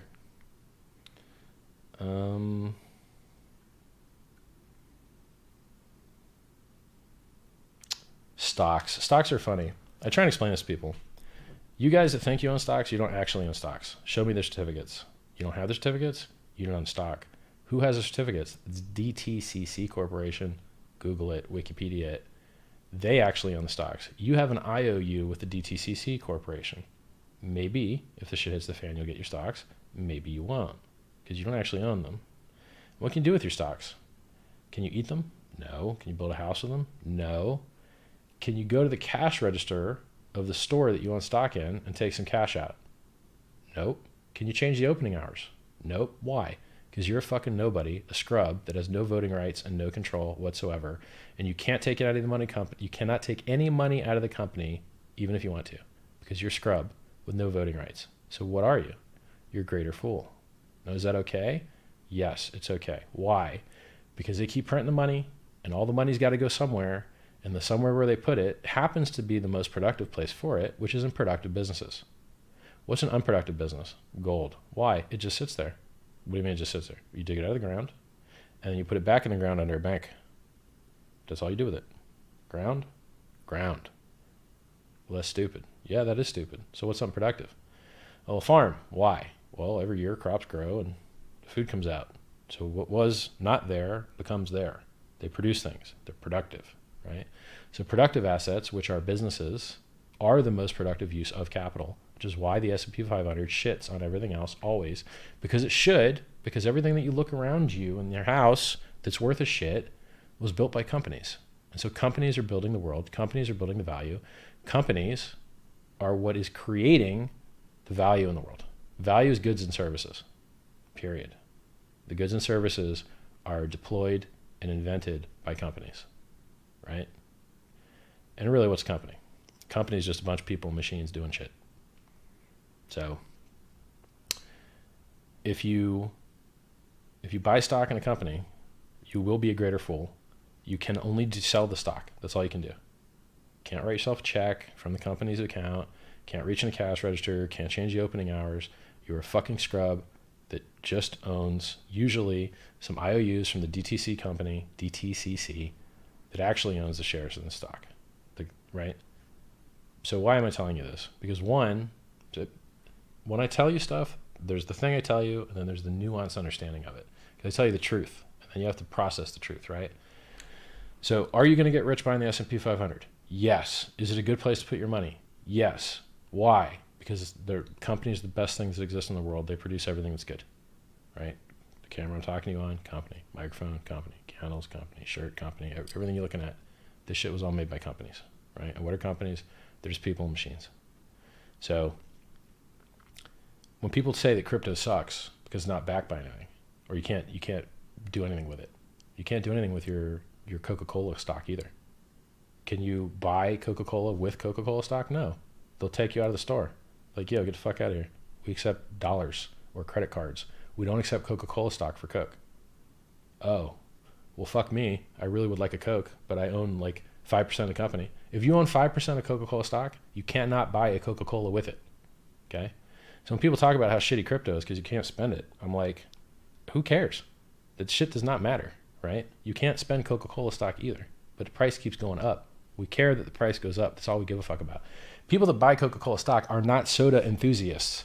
They're not out there with their pH meters making sure that the bite is just right. They just want to get rich, okay? So when you're in financial products, getting rich is more than enough. You don't actually have to be able to buy shit with the stuff that makes you rich, right? Period. If you own a taxi, can you buy stuff with your taxi? No, but you can ride people around it and get cash and then buy stuff with cash, right? Can you buy stuff with your crypto? No, but you can fucking hold it and watch the price go up and sell some and buy it with that. So I hate the argument that stocks and other finance shit is okay, even though you can't do anything with it. But Bitcoin's not okay because you can't do anything with it. It's fucking stupid. Very stupid. I understand the value of stock because when I start businesses, I own 100% of stock. So I get to be a director, so I get to make decisions. And if I didn't own that percent of the stock, then I might not get to be a director, then I might not get to make any fucking decisions. Then I might have to sit on that illiquid ass stock ownership forever until I found someone else that wanted to buy it. Hey, please buy this. Can someone please buy this for me? Because I can't do anything with it. I can't write fucking checks out of the company account. Can you please buy the stock, please? And people don't understand that that's what stocks are really about. If you don't have majority control and you can't elect directors, then you don't control shit. And then you can only sell to a greater fool to get the fuck out. But why would you want to get out when the price keeps going up? Any thoughts on the stock to flow ratio? Seems fine. When you see Bitcoin charts that show the price going like that, or for you people at home, like that, it's a regression chart. What a regression chart does is there's some math formula called like least squares or something that looks at a pattern of numbers and says this pattern of numbers is most likely to generate the same shape of pattern of numbers in the future with this formula. And so it's a way to try and turn the past into the future. You go, hey, what formula would have generated that shape of numbers, that curve? Okay, cool. And then let's see where that goes, right? Now the problem with that is that it repaints. So as you get more data, that regression channel will continue to move, right? So when you look at these old regression charts, they're inaccurate because the movement that was outside of their prediction will change the prediction, right? As they should. Oh, you got new data? You should change your model. You got new data? Update your model. You got new data? Update your model. Why would you keep an old model? The world fucking changes, right? So if you're looking at an old regression chart, you're stupid. They should move with time. And, you know, the stock to flow thing, it's fine, right? Like, so all those charts mean is we're still going to keep going up like hell, but we're going to go up like hell less over time. And that's all that they say. That's what the regression chart shows, right?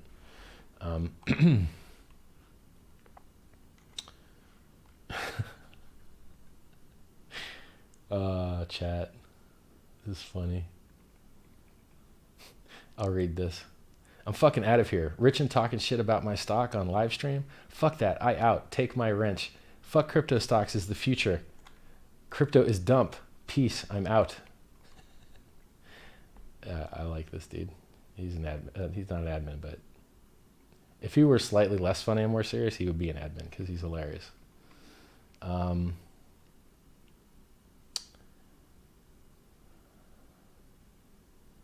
Is a blockchain useful for anything other than currencies? Yeah, you can use it for anything you need censorship resistance, period. If you need anything else, it is useless garbage. It is the slowest, most unreliable, most expensive way to do anything in computing. Literally, seriously, it's that bad.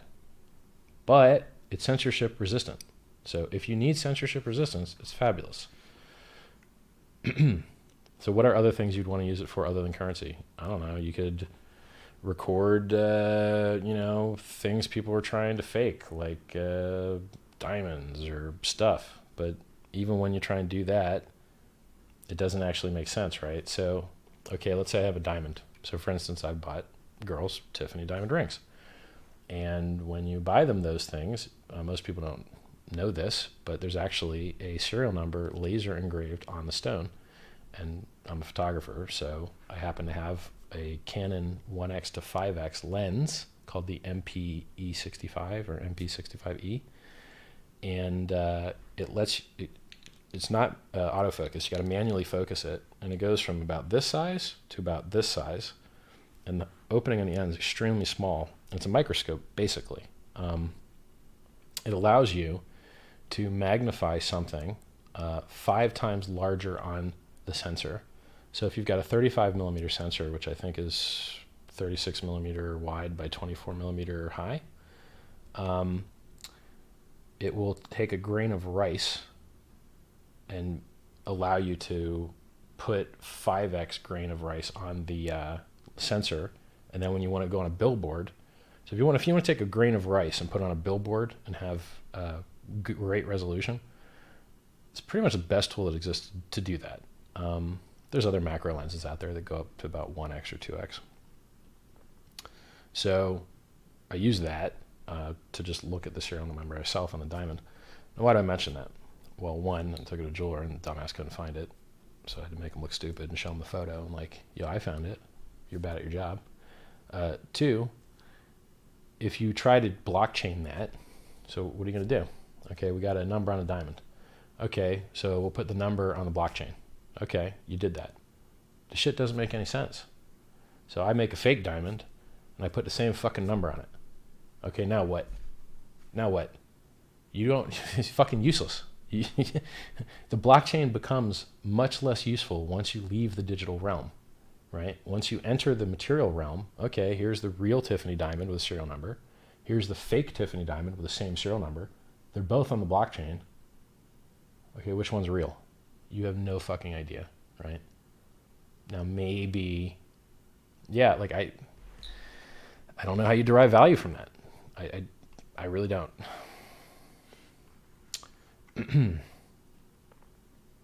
Can you explain why you always attack people who have a different opinion than you? Everyone else is always stupid. Because it's fun. It's really, truly fun. It's fun for a masculine energy. Men make fun of each other as a hobby and for fun. And it's what we do with our friends. My friends make fun of me, I make fun of them, and we grow stronger together because of that. Women don't operate the same way, or the female energy. Some men have the female energy. The female energy grows through praise. So, if you insult your girl, they're more sensitive. You can get some crying, right? So like, if you come in with a hot joke, your girl gonna cry, right? So, hey, that outfit looks like a garbage bag. That's it, right? It's not, you got it, right? So I'm masculine and my audience is all dudes. And so I treat you guys like my friends. Now, so like my enemies are, I treat them friendly too. Like I respect, even if you're the dumbest motherfucker alive, I still respect you. And, I'm very serious about myself. I'm fat, I'm old, but I am smart and I'm funny. So I know what I am, right? And when people call me out on it, I'm cool with it. And I just kind of treat the world the same way that I like to be treated, right? I don't like the fake bullshit so much, right? I like real. If I can have it, if it's on offer. So for me, it's fun. It's entertaining. People don't want to, you can move less. You can talk quieter. You can have a little sleepy. Hey guys, how's it going out there? Nobody wants that shit. Nobody wants Sleepyville, sleepy time. People want interesting, exciting. So, fuck guys, what are we talking about here? We're talking about computer science, right? This shit is not supposed to be interesting. So if I can make it interesting and have you engaged on something that's a better use of your time than watching something else, that's better for everybody, right? So I fully support, roasting people and fucking with people and having some, interesting controversy and such, as long as it makes the audience better, smarter people. I know what I am and I know what other people are, and I don't really see the value in pretending so much.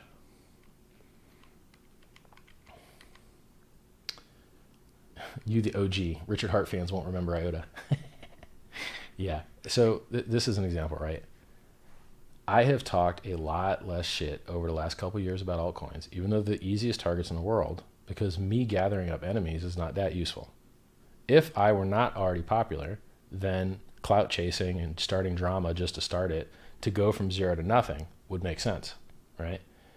I am already popular, right? If you had to elect a champion to defend Bitcoin, it's going to be me or Pomp or Lop or who, right? There ain't many human beings that this ecosystem would choose to even go out into public and represent their interests. They're very important financial interests, right? We need somebody to defend Bitcoin. Okay. I'm qualified to do that. I'm qualified to sell it. And I don't know anyone that does a better job. Maybe Andreas is less controversial, but some people like controversy, right? So you're going to miss, I'd rather he stay clean and do a good job representing, crypto nice guy, and I'll do a good job representing crypto real.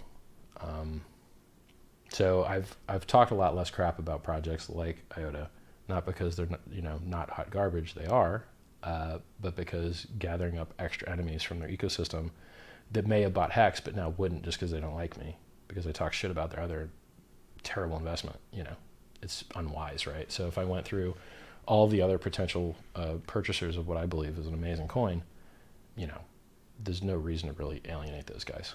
I mean, what can I do for them anyway? Like, you're already down 95%. What good am I doing you? I mean, it's like, you should have listened then. It's not as important now that you've already eaten the whole death, basically. Like, I'm trying to do a service to people that believe in HEX, because it is an amazing project, and it really does things in crypto that are amazingly important that no one's ever done before. This stuff goes up because people hold it. And right now, there's an externality of electric companies and miners dumping on your head all the time. And in HEX, we don't need that. We don't need miners dumping on our head all the time. We don't need the externality of paying an electric company ransom all the time. And you get rewarded for holding instead of being rewarded for being a miner. In Bitcoin, every new coin goes to a miner, not you. Oh, you hold? Fuck yourself. We're giving other coins to some other guy that's not you. That's who we're giving the coins to, that guy. Maybe he'll let your transactions in. Maybe he won't, right?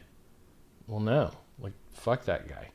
Like, he should have bought coins like I did instead of buying mining hardware and giving the money to the electric company and to some megacorp in some foreign land.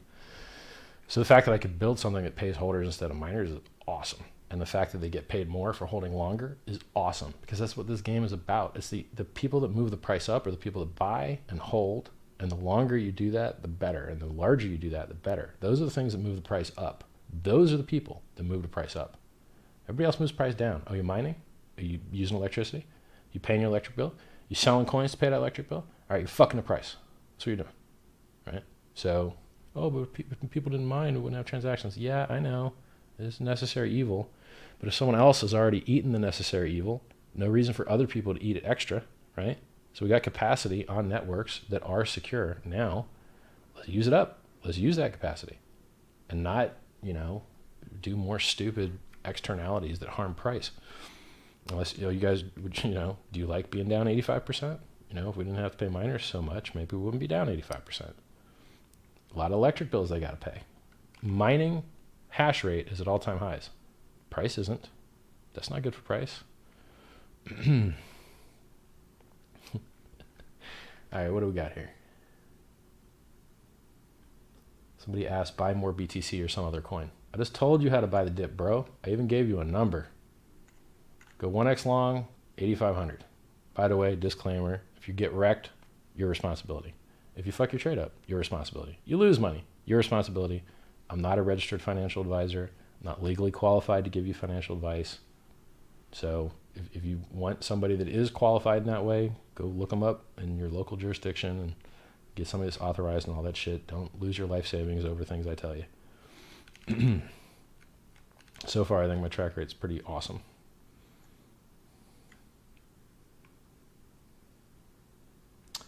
So companies trying to integrate blockchain into supply chain are stupid. Yes, unless someone is trying to censor your supply chain tracking that you already have.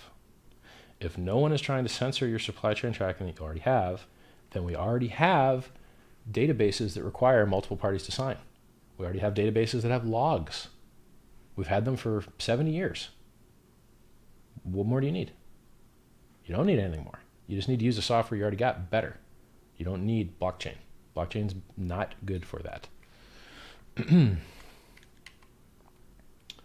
It's like Chainlink. Chainlink lets you choose, it like, hey guys, crypto might be useful if we could reference stuff that's not on chain. So here's a framework to like choose some things that aren't on chain as oracles. Okay, cool. And the oracles lie. And then your shit breaks. And then what? And then what? You guys realize that even honest companies, without trying to fuck you at all, actually fuck you anyway. They produce bad price feeds. A year or two ago, New York Stock Exchange just shit out bad prices to their price feed. So even if you had the best oracle in the world, you're going to have to roll back the chain. Oh, well, who's allowed to roll back the chain? Oh, the single point of failure. Oh, well, if you trust the single point of failure to not fucking roll back the chain when you shouldn't, then you should trust them to just run the whole thing in Oracle or Postgres or SQL and be done with it and not have the blockchain silly bullshit, right? So like if your crypto project touches the real world, you should not use a blockchain because your failure mode is where the real world gets sampled and turned into digital falsely on purpose or by accident, and then your project's fucked. And then you got to roll back the chain, and then you can't because it's a blockchain. Or you can, and then you shouldn't be a blockchain. It's really that simple. All right. I can't believe I've talked about so many shitcoins. I'm still falling for it, guys. I'm still talking about shitcoins here. Do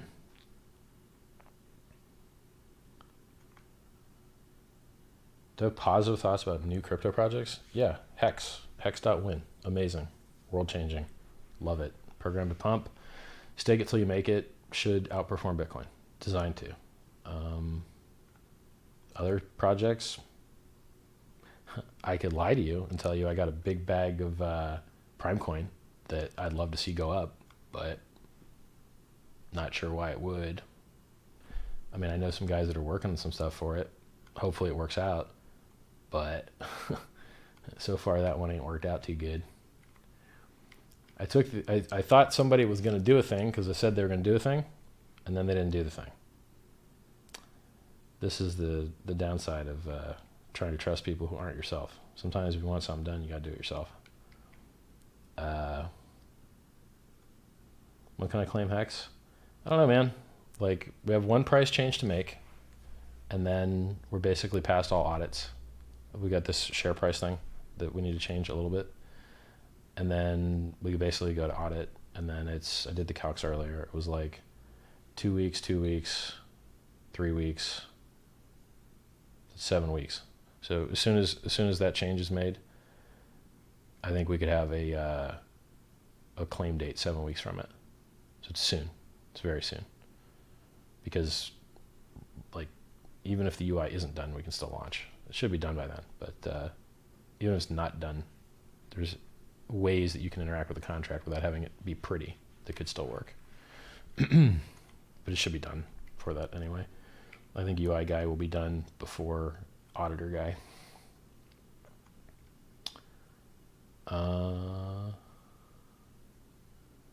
BTC holding 9.6.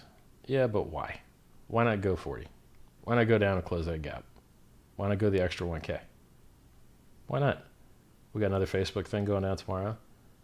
We went up 5x with no dips. Why not? Right? I don't see any reason why not. We've done it 8 times before. Let's do it now. 98 minutes go for a record. Somebody says 98 minutes go for a record. I did an 8-hour stream once straight. So I don't feel like doing that now. I could, but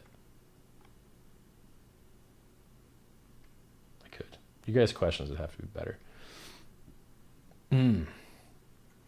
Lightning network will work in all caps.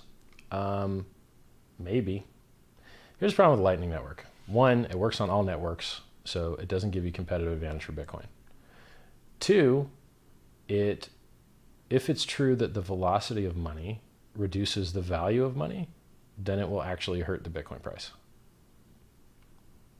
If, however, its existence brings on enough adoption to cancel out the velocity increase, then it would still be net positive. It's still betaware. It ain't ready for prime time. In theory, yeah, it should work.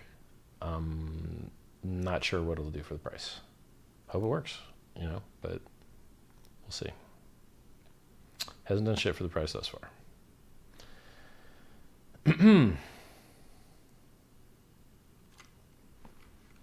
Libra will save us.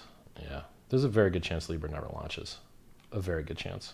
When they make statements like, yeah, we're going to wait to be totally approved, you're not going to be totally approved. Everybody hates you. Everybody in the room of senators hates you. I don't think anyone in any other room of government likes you. You guys are assholes. So if you're waiting for like an SEC no enforcement letter, I don't think you'll get one. And I don't know that FinCEN's going to write you a nice letter. So if you're waiting for nice letters from SEC or FinCEN, probably not going to get any nice letters, bro. So either you're lying and you will launch without nice letters, or you'll just never launch. Comment on BitTorrent, please. You download stuff with it. Seems nice.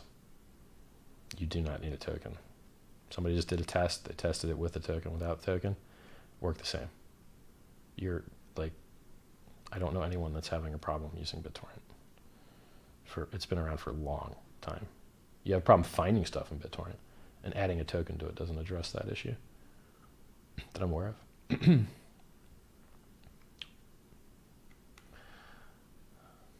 I mean, in theory, you can do a lot of shit, but in theory, we could just build a base on Mars and just all move there, right? Like, theory is theory.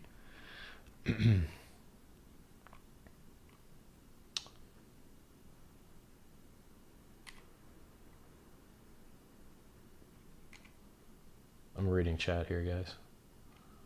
Why is HEX so good beside you being a founder? Well, we don't pay miners, we pay holders. So if you're a holder, not a miner, that makes you very happy. We're less likely to have inflation bugs. Bitcoin's had one that really happened and had to roll back the chain. One that was narrowly avoided by a Bitcoin Cash developer and notified responsibly the Bitcoin team. That's never happened and is very unlikely to happen in HEX because the code can't be changed. So every time you change the Bitcoin code, there's a chance that you fucked up the consensus mechanism and that you've introduced a print as many coins as you want bug, because all the code is in one big block and it's not modular. In our system, the code that controls economics is set in stone and it cannot be changed. So it's very unlikely to get an inflation bug in our system, whereas it is likely to get it in the Bitcoin system.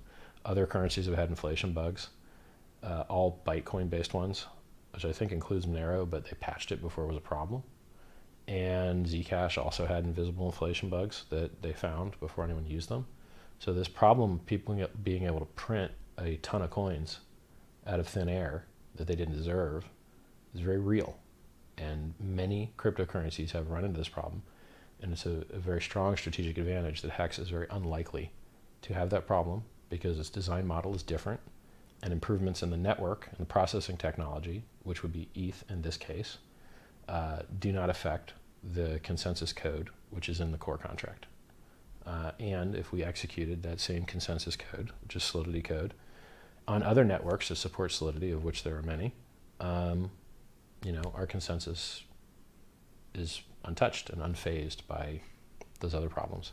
Now, I imagine in theory you could design some edge case where someone like Target tried to screw the contract or something, but you'd be stretching, I think, to make that argument. What else is good about it? We're getting in early, and people that get in early make all the money. So I bought Bitcoin at 30 and mined it for free, a lot, 50 coin blocks. You probably didn't have that opportunity.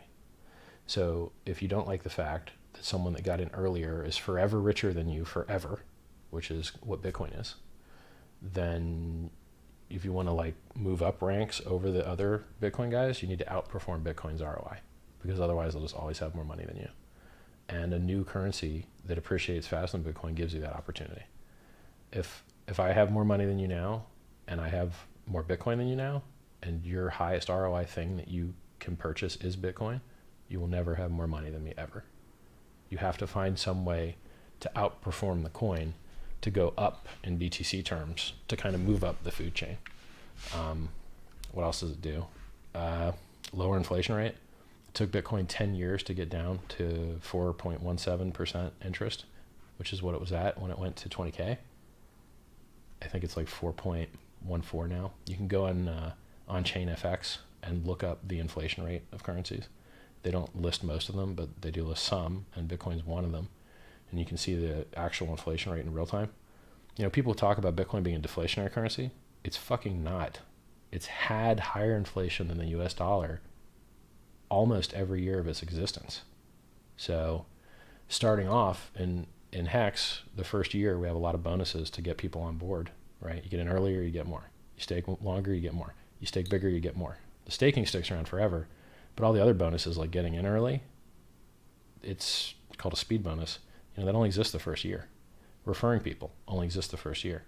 You know, all the amazing game theory that makes it programmed to pump, most of that ends, nearly all of it ends after the first year. So Bitcoin doesn't have any awesome thing going on in the next year where you get exponential advantage over people that get in after you. What else? Unit bias is fixed. You want to sell something Bitcoin, you're going to sell it for 0.00001 of something, and then you give the guy change of 0.00, like what? Nobody wants to deal with that decimal crap. So we fixed that by having billions of units. The supply should probably be around 500 billion. That's by design. What else did we do? Transactions are cheaper. It plugs into other things easier. So in Bitcoin, if you want to use Bitcoin on a distributed exchange, you can't, because the distributed exchanges talk, ERC20. They talk Ethereum. There's no good distributed exchange for Bitcoin because it's just it. If you want a distributed exchange, you can't talk cash because cash isn't digital, right? So you have to talk crypto. Now, how many cryptos talk ERC20 Ethereum? Hundreds. Now, how many cryptos talk Bitcoin speak? One. Bitcoin does. So the only coin that you can trade on the Bitcoin network is Bitcoin. But on the Ethereum network, you can trade DAI versus BNB versus HEX versus a lot of different things. And since it's in the same ecosystem, they can all communicate with each other. You can have trustless atomic swaps with no counterparty risk in that ecosystem, which is why we chose to be an ERC20 token, the HEX project. You can't do that in Bitcoin. You ain't doing trust-like atomic swaps for shit. You can trust-like atomic swap for fucking nothing in Bitcoin. But in Ethereum, you can trust-like atomic swap ERC20s all day long. What else? There's a shitload of good reasons, like a lot. The UI looks better. So when our wallet's complete, it will look quite modern.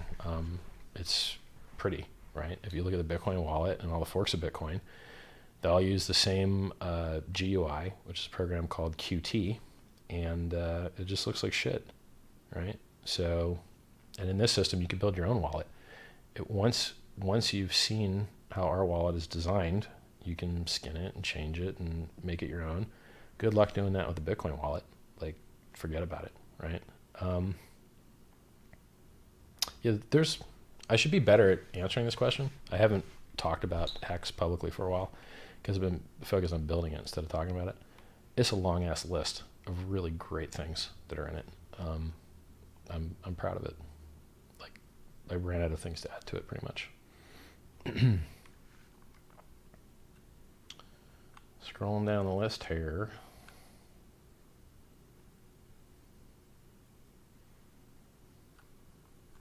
Is HEX decentralized? Yes, because no one can change it. Not me, not anyone. There's no backdoors, there's no secret code, there's there's public functions that anyone can run, and that's it. So I can't change it if I want, neither can anyone else. I can't stop you from transacting if I want, neither can anyone else. It's as decentralized as a crypto can be. It's actually more decentralized than Bitcoin In Bitcoin, if you want to mine Bitcoin, you have to buy a very expensive ASIC miner from some foreign company and make that guy rich, and hope he delivers it on time, hope he didn't test it for too long when the hash rate was low and make all the money for himself, and then hope that you can make a return on investment on it. In Ethereum, you can just mine it with a video card, and everybody's got a video card. Laptops have video cards, computers have video cards, right? And so you can mine it on video cards, which means that the ecosystem of miners for Ethereum is wider and more diverse than the ecosystem of miners for Bitcoin, and that's important. So it's because the mining ecosystem of Ethereum works on video cards instead of ASICs, it actually is a more secure and more diverse mining ecosystem. And because of that, since we run on it, we get those benefits. Also, if you believe in, somebody says, I swear all Hart ever does is shill his own coin nowadays. Son, there was nothing to talk about. The price was going down and down and down. What you want me to talk about Bitcoin? Hey guys, buy Bitcoin. I'm on here telling you to buy the dip. That's what I left with. Fuck yourself, Flake. I'm here selling Bitcoin more than anything else. When HEX comes out, I'll show you what the hell shilling's about. Okay? You're going to see every form of shilling imaginable when HEX comes out. It ain't out yet. I'm very lightly talking about it. Somebody asked. What am I supposed to say about Bitcoin? Nobody uses it, but you should buy it anyway because the price is going to go up a lot more. There you go. Let's do it. Like, that's a short conversation. So I'll work harder to pump your bags harder, man. They're my bags too, buddy. I'm working. Is HEX considered a security? No. So a security is when you give money to a pool with the expectation of profit from the work of others. All right? We ain't doing no work for you. Contract gets coded. That's it. You like it? Great. You don't like it? Great. No, you're entitled to nothing. Absolutely nothing. If the price goes up because it was designed well, sweet. That's how we built it. This is like buying a fancy painting. You buy a Rembrandt, price goes up, good for you. Did Mr. Rembrandt have to come and like shill on television to move the Rembrandt price? No, right? So in order to be a security, you got to tick all the boxes. I've spoken to legal counsel about this, and they've informed me that it is not a security. So I don't know what else I can tell you. Like, even if you want to be a security and get registered as one, you can't just want to be one. You actually have to match the form that allows you to be one. So you would have to make people promises of your work with the expectation of profit and accept money from them into a common pool. Then you'd be a security. If you didn't do all those things, you can't be. And if you don't deal with Americans, American law doesn't apply to you. So that's that. So I'm very careful and very, very, very adamant about making you no promises of any effort or work whatsoever, because that's, one extra I am not a security check, right?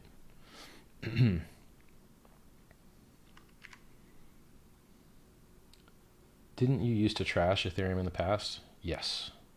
If you changed your mind on Ethereum, why won't you change your mind about any other shitcoin? I never changed my mind about Ethereum. Everything that I said about it is still true. It is used mostly to create scams. It is less secure for people to use than Bitcoin because they give them more rope to hang themselves with. So if you do anything interesting in it, you can lose all your money. So you have to actually get an audit and make sure you didn't do anything that will lose you all your money. So what else did I say about it?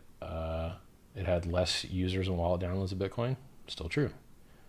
It has less Reddit users. Still true. The price is going up less than Bitcoin. Yep, that's right. And I made a big Medium article about everything that I don't like about Ethereum and why Bitcoin's better, and I leave it up because I've never changed my mind on it. Everything that I believed about it then is still the case, and everything I believe about now is still the case. The only thing I discovered that would be different was the inflation bug thing. Ethereum has never had one. Well, that's good. The audit infrastructure for new projects. Bitcoin doesn't have new projects that run on it.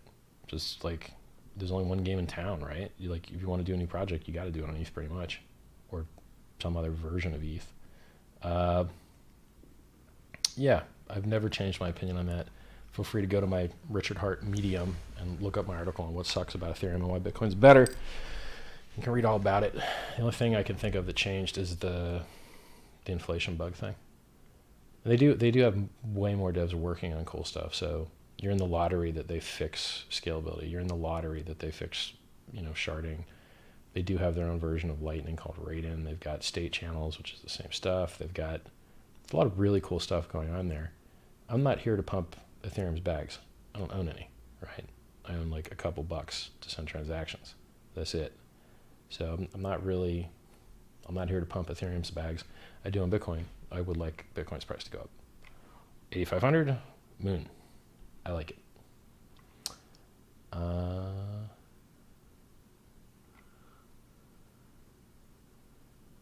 Due to the restricted volume of BTC, can it be a store of value? Can HEX?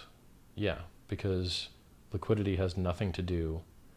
Liquidity that matters is US dollar liquidity. How many coins are available doesn't matter. They're extremely divisible. You can get 100 million units of divisibility, Satoshis, out of a single Bitcoin. So do you need is there 100 million people that need a Satoshi to do something? Well, fine. They can be served with a single Bitcoin, right? And in HEX, we have the same number of units. Past the decimal, we have 100 million units, hearts we call them, in a single HEX, just like Bitcoin has 100 million Satoshis in a single Bitcoin. However, Bitcoin has a maximum supply of 21 million in theory, assuming the miners allow that to be still the case, which I hope they do. And then in HEX, we just, instead of having 21 million max, our supply after the first year should be 550 billion. So we've got that many more units. I think I did the math, and you could sell every grain of sand up to about, I think there's 14 times more units in HEX than there are grains of sand on the planet Earth. So you still have like 14 HEX of pricing selection for each grain of sand that you wanted to sell. So, you could sell a grain of sand for 10 HEX and 10 hearts, and someone else could sell it for 8 hearts, and someone else could sell it for 14 hearts.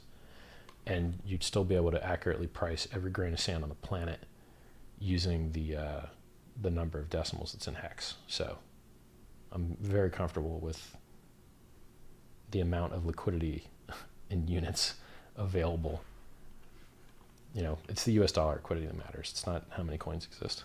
For the most part. I mean, you do run into that unit bias that Bitcoin has, where nobody wants to deal with fractions because fractions suck, right? Nobody wants 0.000187 for something.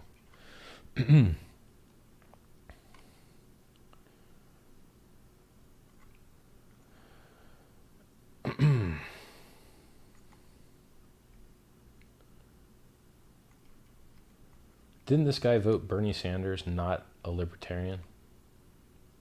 Go watch my videos on my political positions, or read my politics book, which is available in t.me/scivive, like Survive Through Science, Scivive.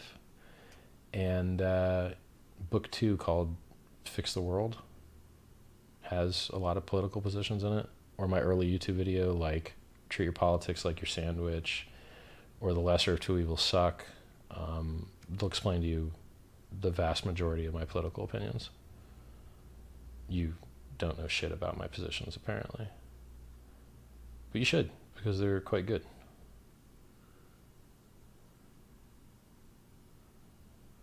Nice haircut, bro. Thank you, sir.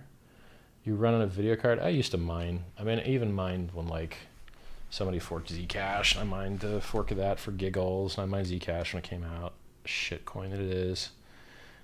Just because I'm used to mining stuff, but it's just a waste of my time. Shouldn't have wasted time doing it. What else? I was going to mine this other Mimblewimble coin that came out, and then they had a critical vulnerability, and I was like, no, I'm just not going to fuck with that. Then they patched it and whatever, but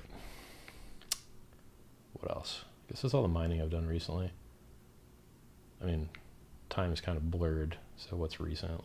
6 months ago, maybe. Why do you want to, you'll lose money mining pretty much. Because if a fan breaks or it takes you an hour to fix something, you lost the money for that month. It's like mining. It's just a waste of time. Margin longing is better.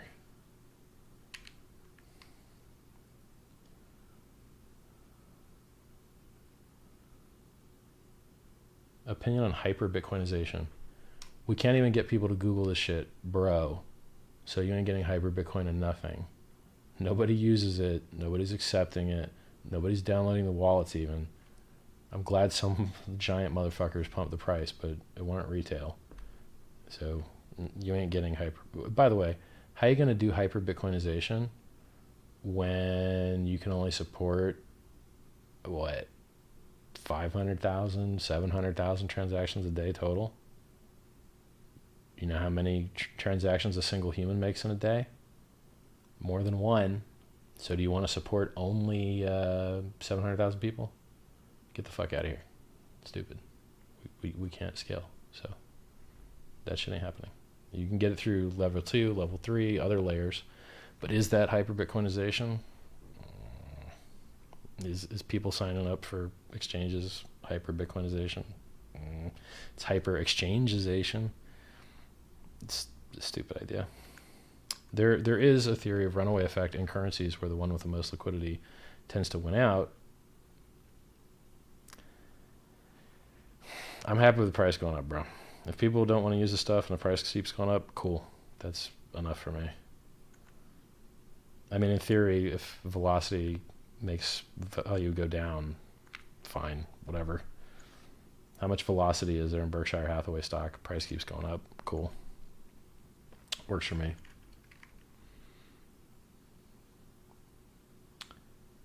Could HEX be considered a DAO? I don't think so. There's no decisions being made. There's no voting. It's code. So here's the best way to visualize HEX. There is no HEX. There's code. You can run that code or you can not run it. The choice is yours. If you run the code, you are the one running the code.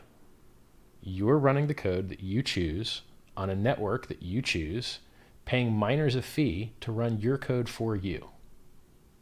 That's all HEX is, right? So is there some like organization that controls it? Nope. Is there some prices that get set? Nope. Is there somebody that can decide to let you transact or not? Not really. I mean, I guess the miners could fuck you around if they want to, but they have no history of ever doing that before. So if you want to run this code that you can see and is audited, right? You see the bytecode on the EVM, and then you see the code that we publish, and then that code gets hashed, and you see the hash of the bytecode EVM equals the hash of the text that you can read when you compile it, and then you're like, yeah, it's that text got turned into bytecode, runs on the blockchain, and that's what I'm running when I access this contract. That is not a security. It's not a DAO. It's code that you can run or not run. It ain't got nothing to do with other people, period. So it's, I think it's pretty neat. You know, it's trustless. No one's in there fooling with it and screwing it up and messing with it. And, you know, it just keeps doing what it's supposed to do. It's good, right? It's totally in your control. You can run it or you can not run it. You can run it on a different network. You can run on the test net. You can, you know, it's just code.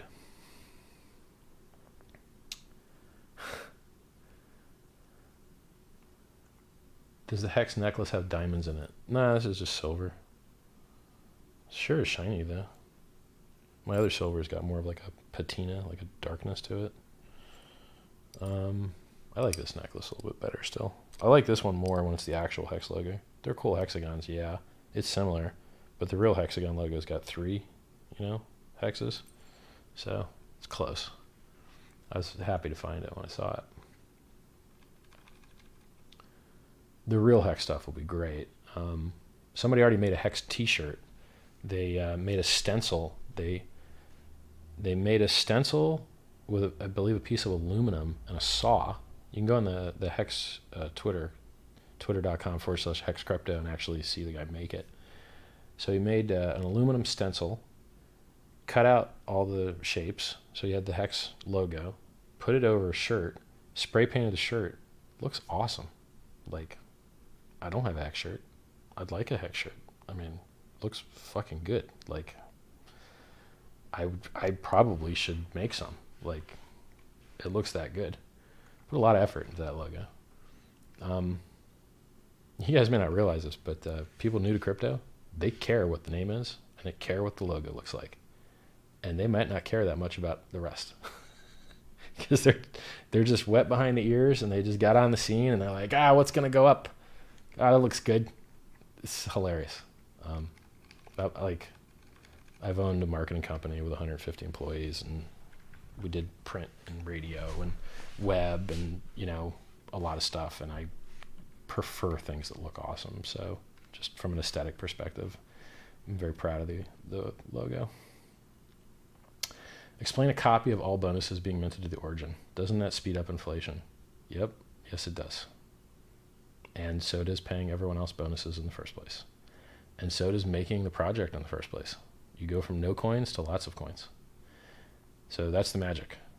You go from no coins to lots of coins, and then you stop making coins and let it appreciate at 3.69% inflation that only gets paid to stakers and only gets paid at the end of their stake.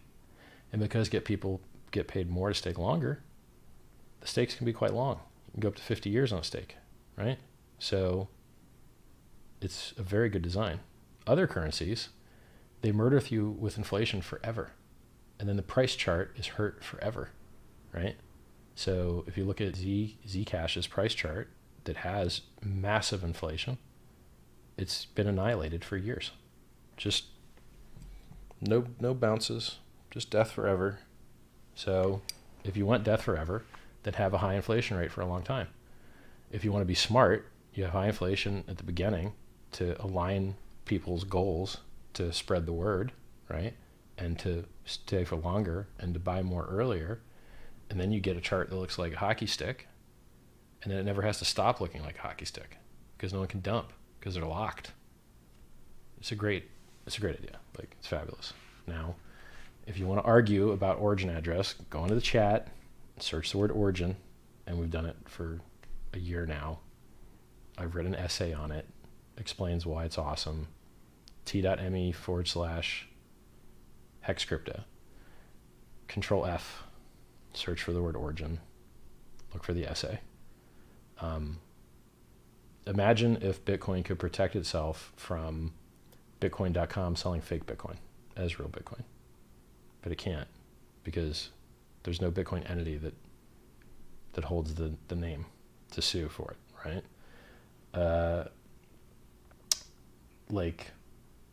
Imagine there's a lot of upsides to having some large stakeholders whose bags are large enough to support buying ads. When's the last time you saw a Bitcoin ad? Multi-billion-dollar project, number one crypto, 10 years old. You see any ads for it? No?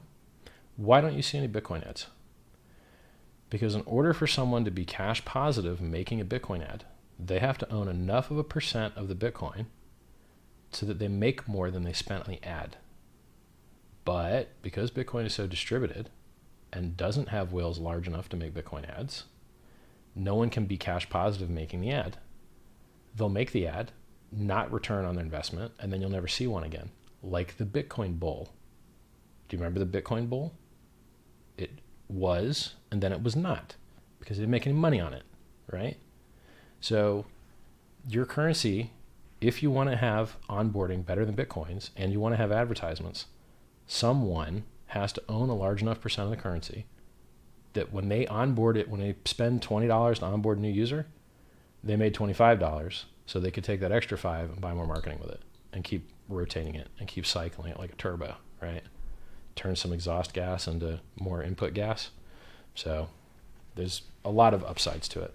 You should read about them. How do you prevent people from getting multiple hex drops?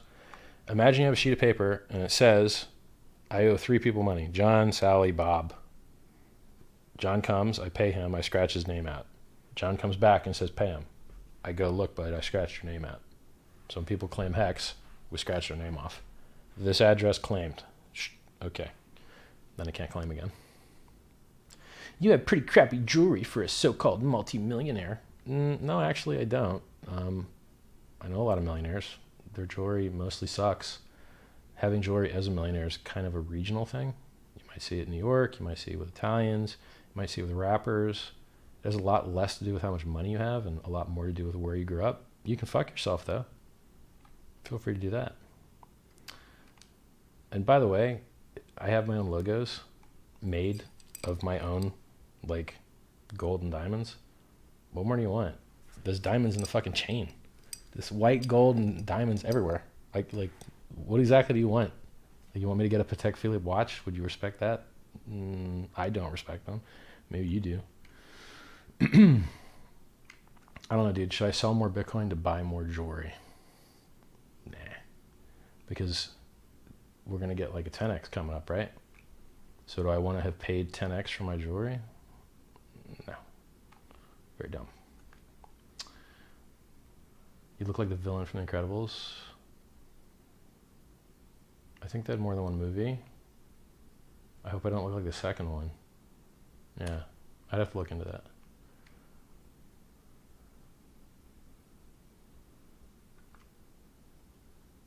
Someone says, this guy is probably a Bitcoin Talk high-level user. No, actually, I didn't want to ever come out and say that I owned a bunch of Bitcoin.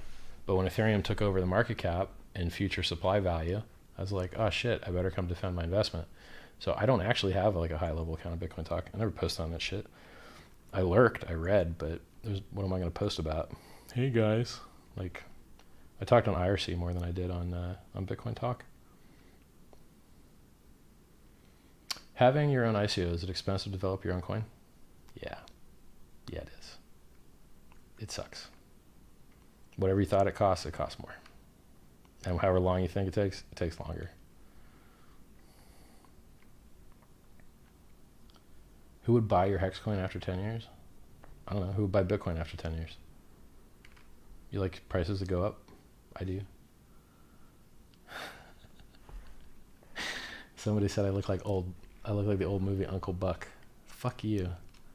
Although John Candy was awesome. Yeah, there's gonna be lots of websites to tell you how to raise. You just raise up your own ego all the time? Dude, I'm fat and I'm old. But I'm funny and I'm rich. I know what I am. Like, it's okay. You know? Like, you don't have to think you're a bitch to... The world is not better by you having an inaccurate opinion of yourself or pretending that you do. I know what I am. Like, I know what I suck at. I'm not good at basketball, you know? I'm not really good at League of Legends either. Pretty good at StarCraft 2. But since I've quit gaming years ago, I'd like to keep not gaming. Why does everyone suck at trading? Because you're literally fighting against everyone else, like, who have better tools and more experience and asymmetrical information. That shit's hard, dude. You're trying to take somebody else's money. You think it would be easy?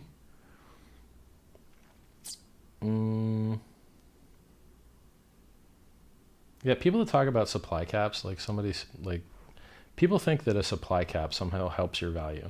It doesn't. Let me say this again. Bitcoin has high inflation and has had higher inflation than the US dollar for the entirety of its existence up until maybe the last couple months. But it didn't matter, because what matters is your ratio of inflation to new users. And if your inflation is high, but your new users is super, super high, well, then you have appreciating price, right? So it doesn't matter what your inflation rate is. It matters what your inflation rate to new users is. Now, naturally, a lower inflation rate will move down the number of new users you need to maintain price appreciation. However, so in Bitcoin, inflation mostly just goes to mining hardware manufacturers and electricity companies. And those are the people that actually get the majority of the value from the new coins. And they will always be that way because they'll continue to compete against each other and raise the difficulty rate until it always emergently is that way. And the only times it's not that way is when Bitcoin is appreciating beyond their expectations.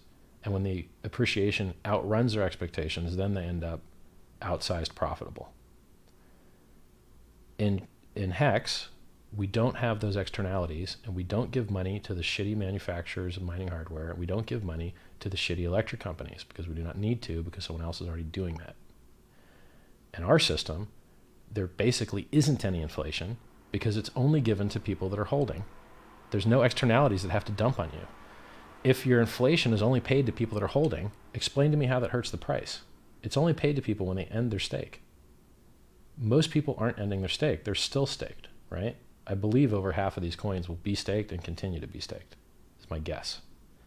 So in our system, the inflation, it doesn't really exist. And if it does exist, it's on a delay. It's lagged, right? And it's only paid to people that hold the currency. It's not paid to people to dump on you, right?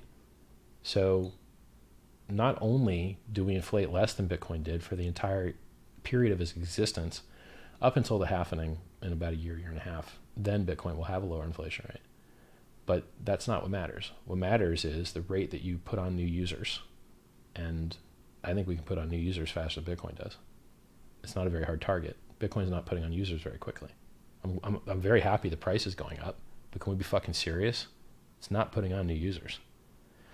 I'm glad that the price can go up without that. I'm going to try and put on a lot more users.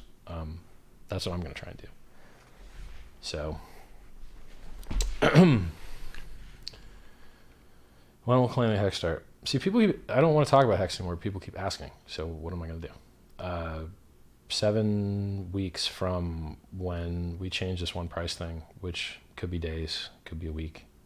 It's really, I'm waiting on the dev that's in charge of it to do it. And I can just wait and be like, hey, please do it.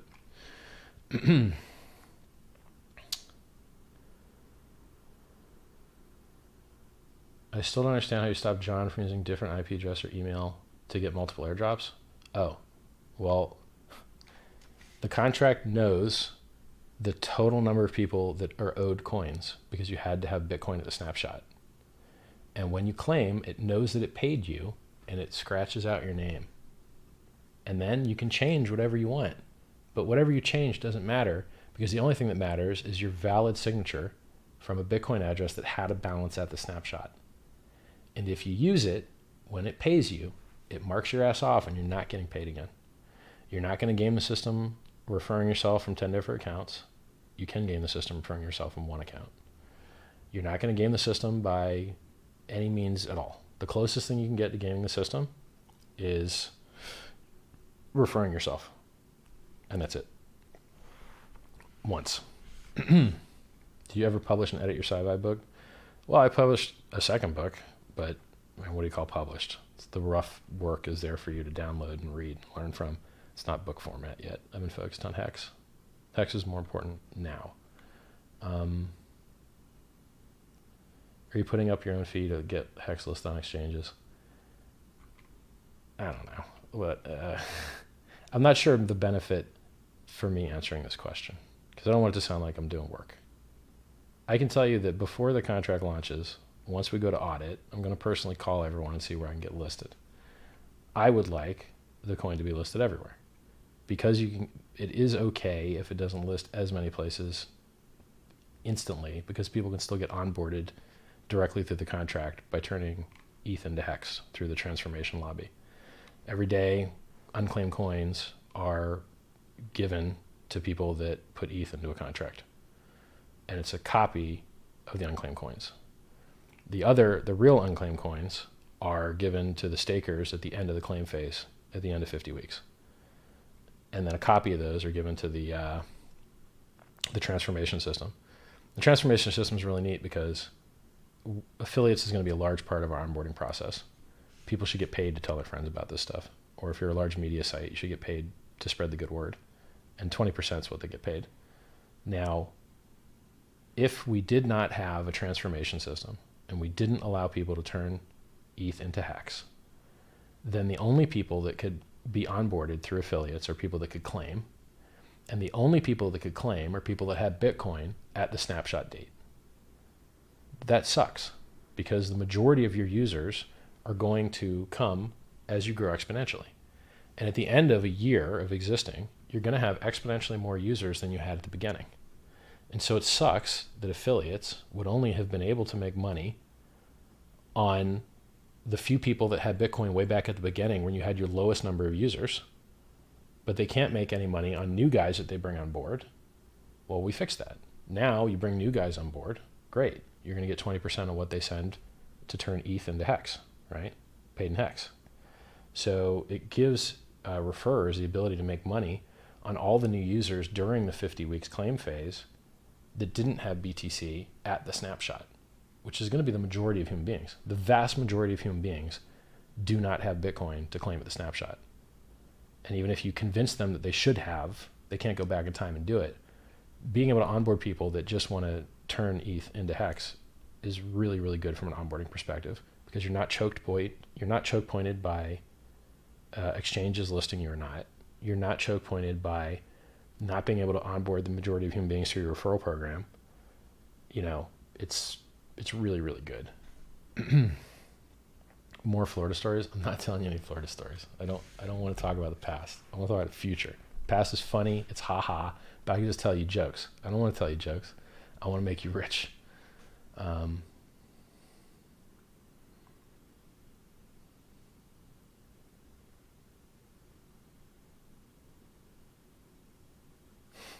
Somebody says, Richard Hart, just say, I'm a fraud. All right, buddy, you're a fraud.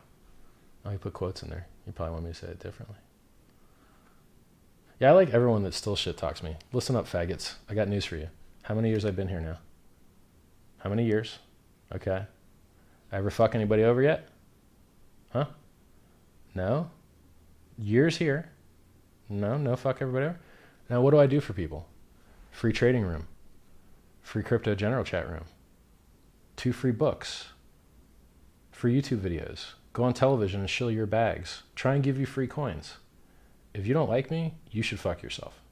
I do a lot for you guys for free. A lot. You should appreciate it. Is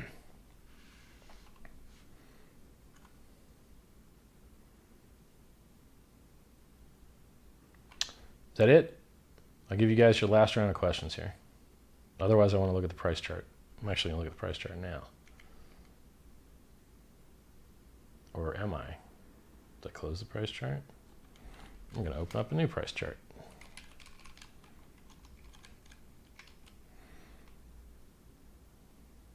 Ooh, look at that price. 9,300 with the futures below the spot price. Juicy dip, come to Papa. Juicy dip, come to Papa, 8,500. Let's go. 8,500. You can do it. Thank you to Trump and Munchkin, his sidekick. Thank you for this glorious tip. Appreciate it. I hope you guys got your bids down there. Scumbags. If you call Bitcoin for terrorists and shit and human trafficking, I gotta call you an asshole. I'm sorry. It's just that way. Like,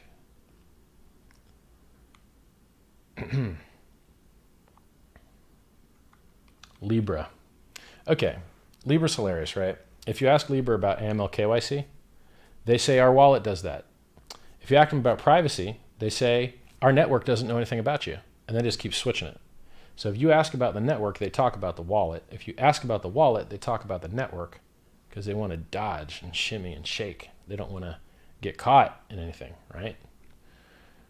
That's why when you see the dude on television answering questions, he hates to say yes. So the guy's like, is it a Monday? He's like, yeah. And he's like, do you like, food? He's like, yeah, I like food. Don't you agree then that Facebook's the worst company that's ever existed? It's funny when the senators are getting the yes momentum, and the dude answering the questions, David Marcus, he's like, I know I'm getting loaded up for this one.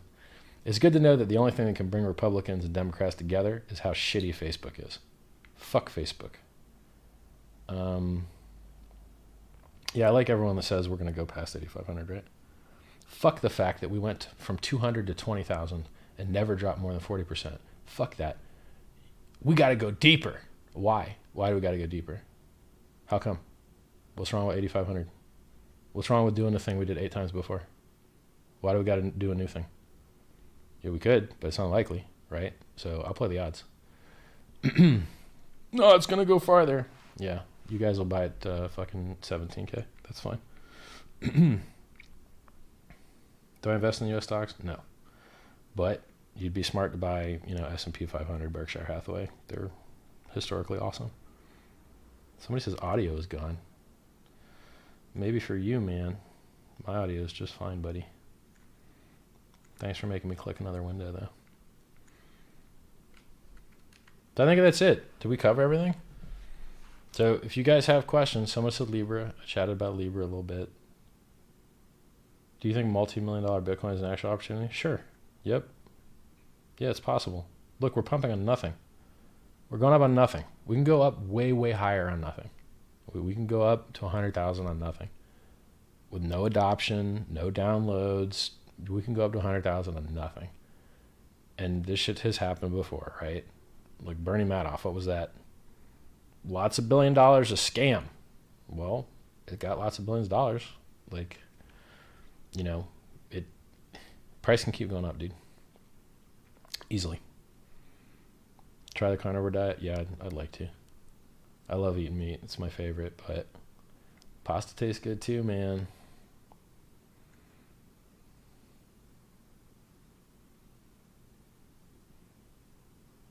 People still ask about Ripple. It sucks. It's fake crypto. What do you want it for? Remittances? They ain't using it. Like, why? It's just another shitcoin. Well, worse, but well, I don't know. The average shitcoin is pretty bad.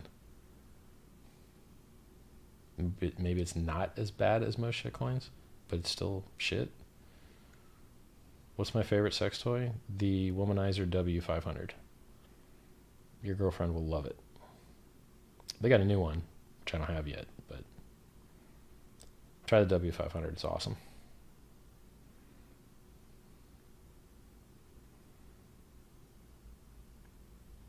Somebody asked if Lightning nodes require KYC for money transmission. I don't know. I'm not a lawyer. I know a lot of law stuff, but I'm not a lawyer. And I don't really... You'd have to ask somebody about this on Twitter just to fuck with them earlier. What's the difference between mining and running a Lightning node? There's digits moving around. So it's like, I hope it doesn't require KYC. It hasn't in the last 10 years.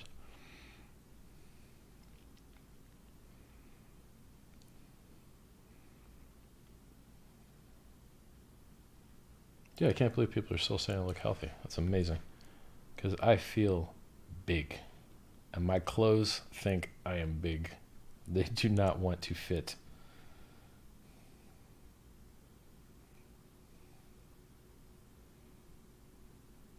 All right, so I'm going to go to my chat real quick and see if they got my real chat, my Telegram chat, not you scrubs on YouTube. Listen, YouTube scrubs. If you're not in t.me/strape, like strawberry grape, you don't matter. Join, okay?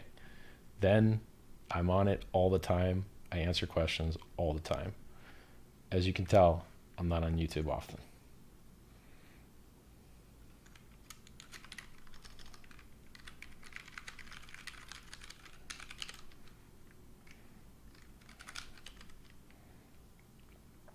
Let's see if my chat's got anything here.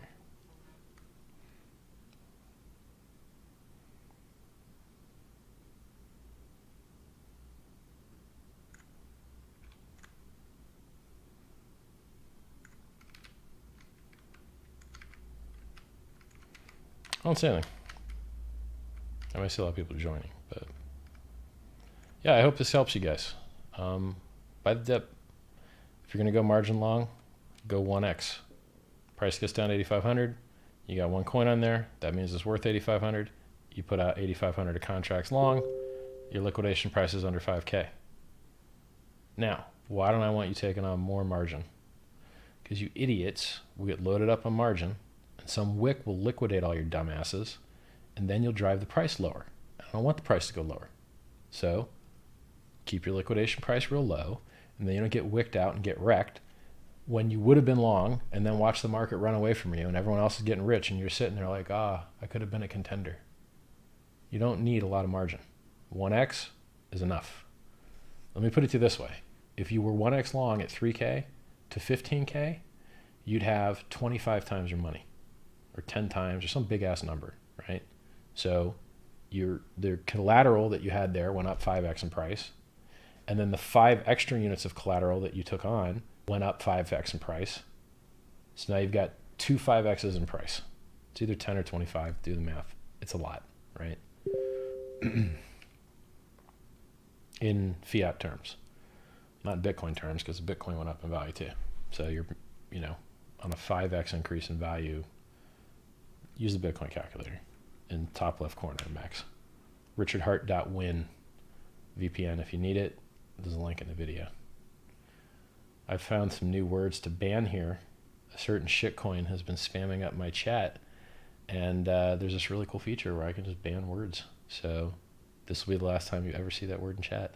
It's a fork of Bitcoin made by a scammer. All right, guys. Hey, it's good to be back on. It's good to talk to you guys. The dip is finally here. Been waiting for it.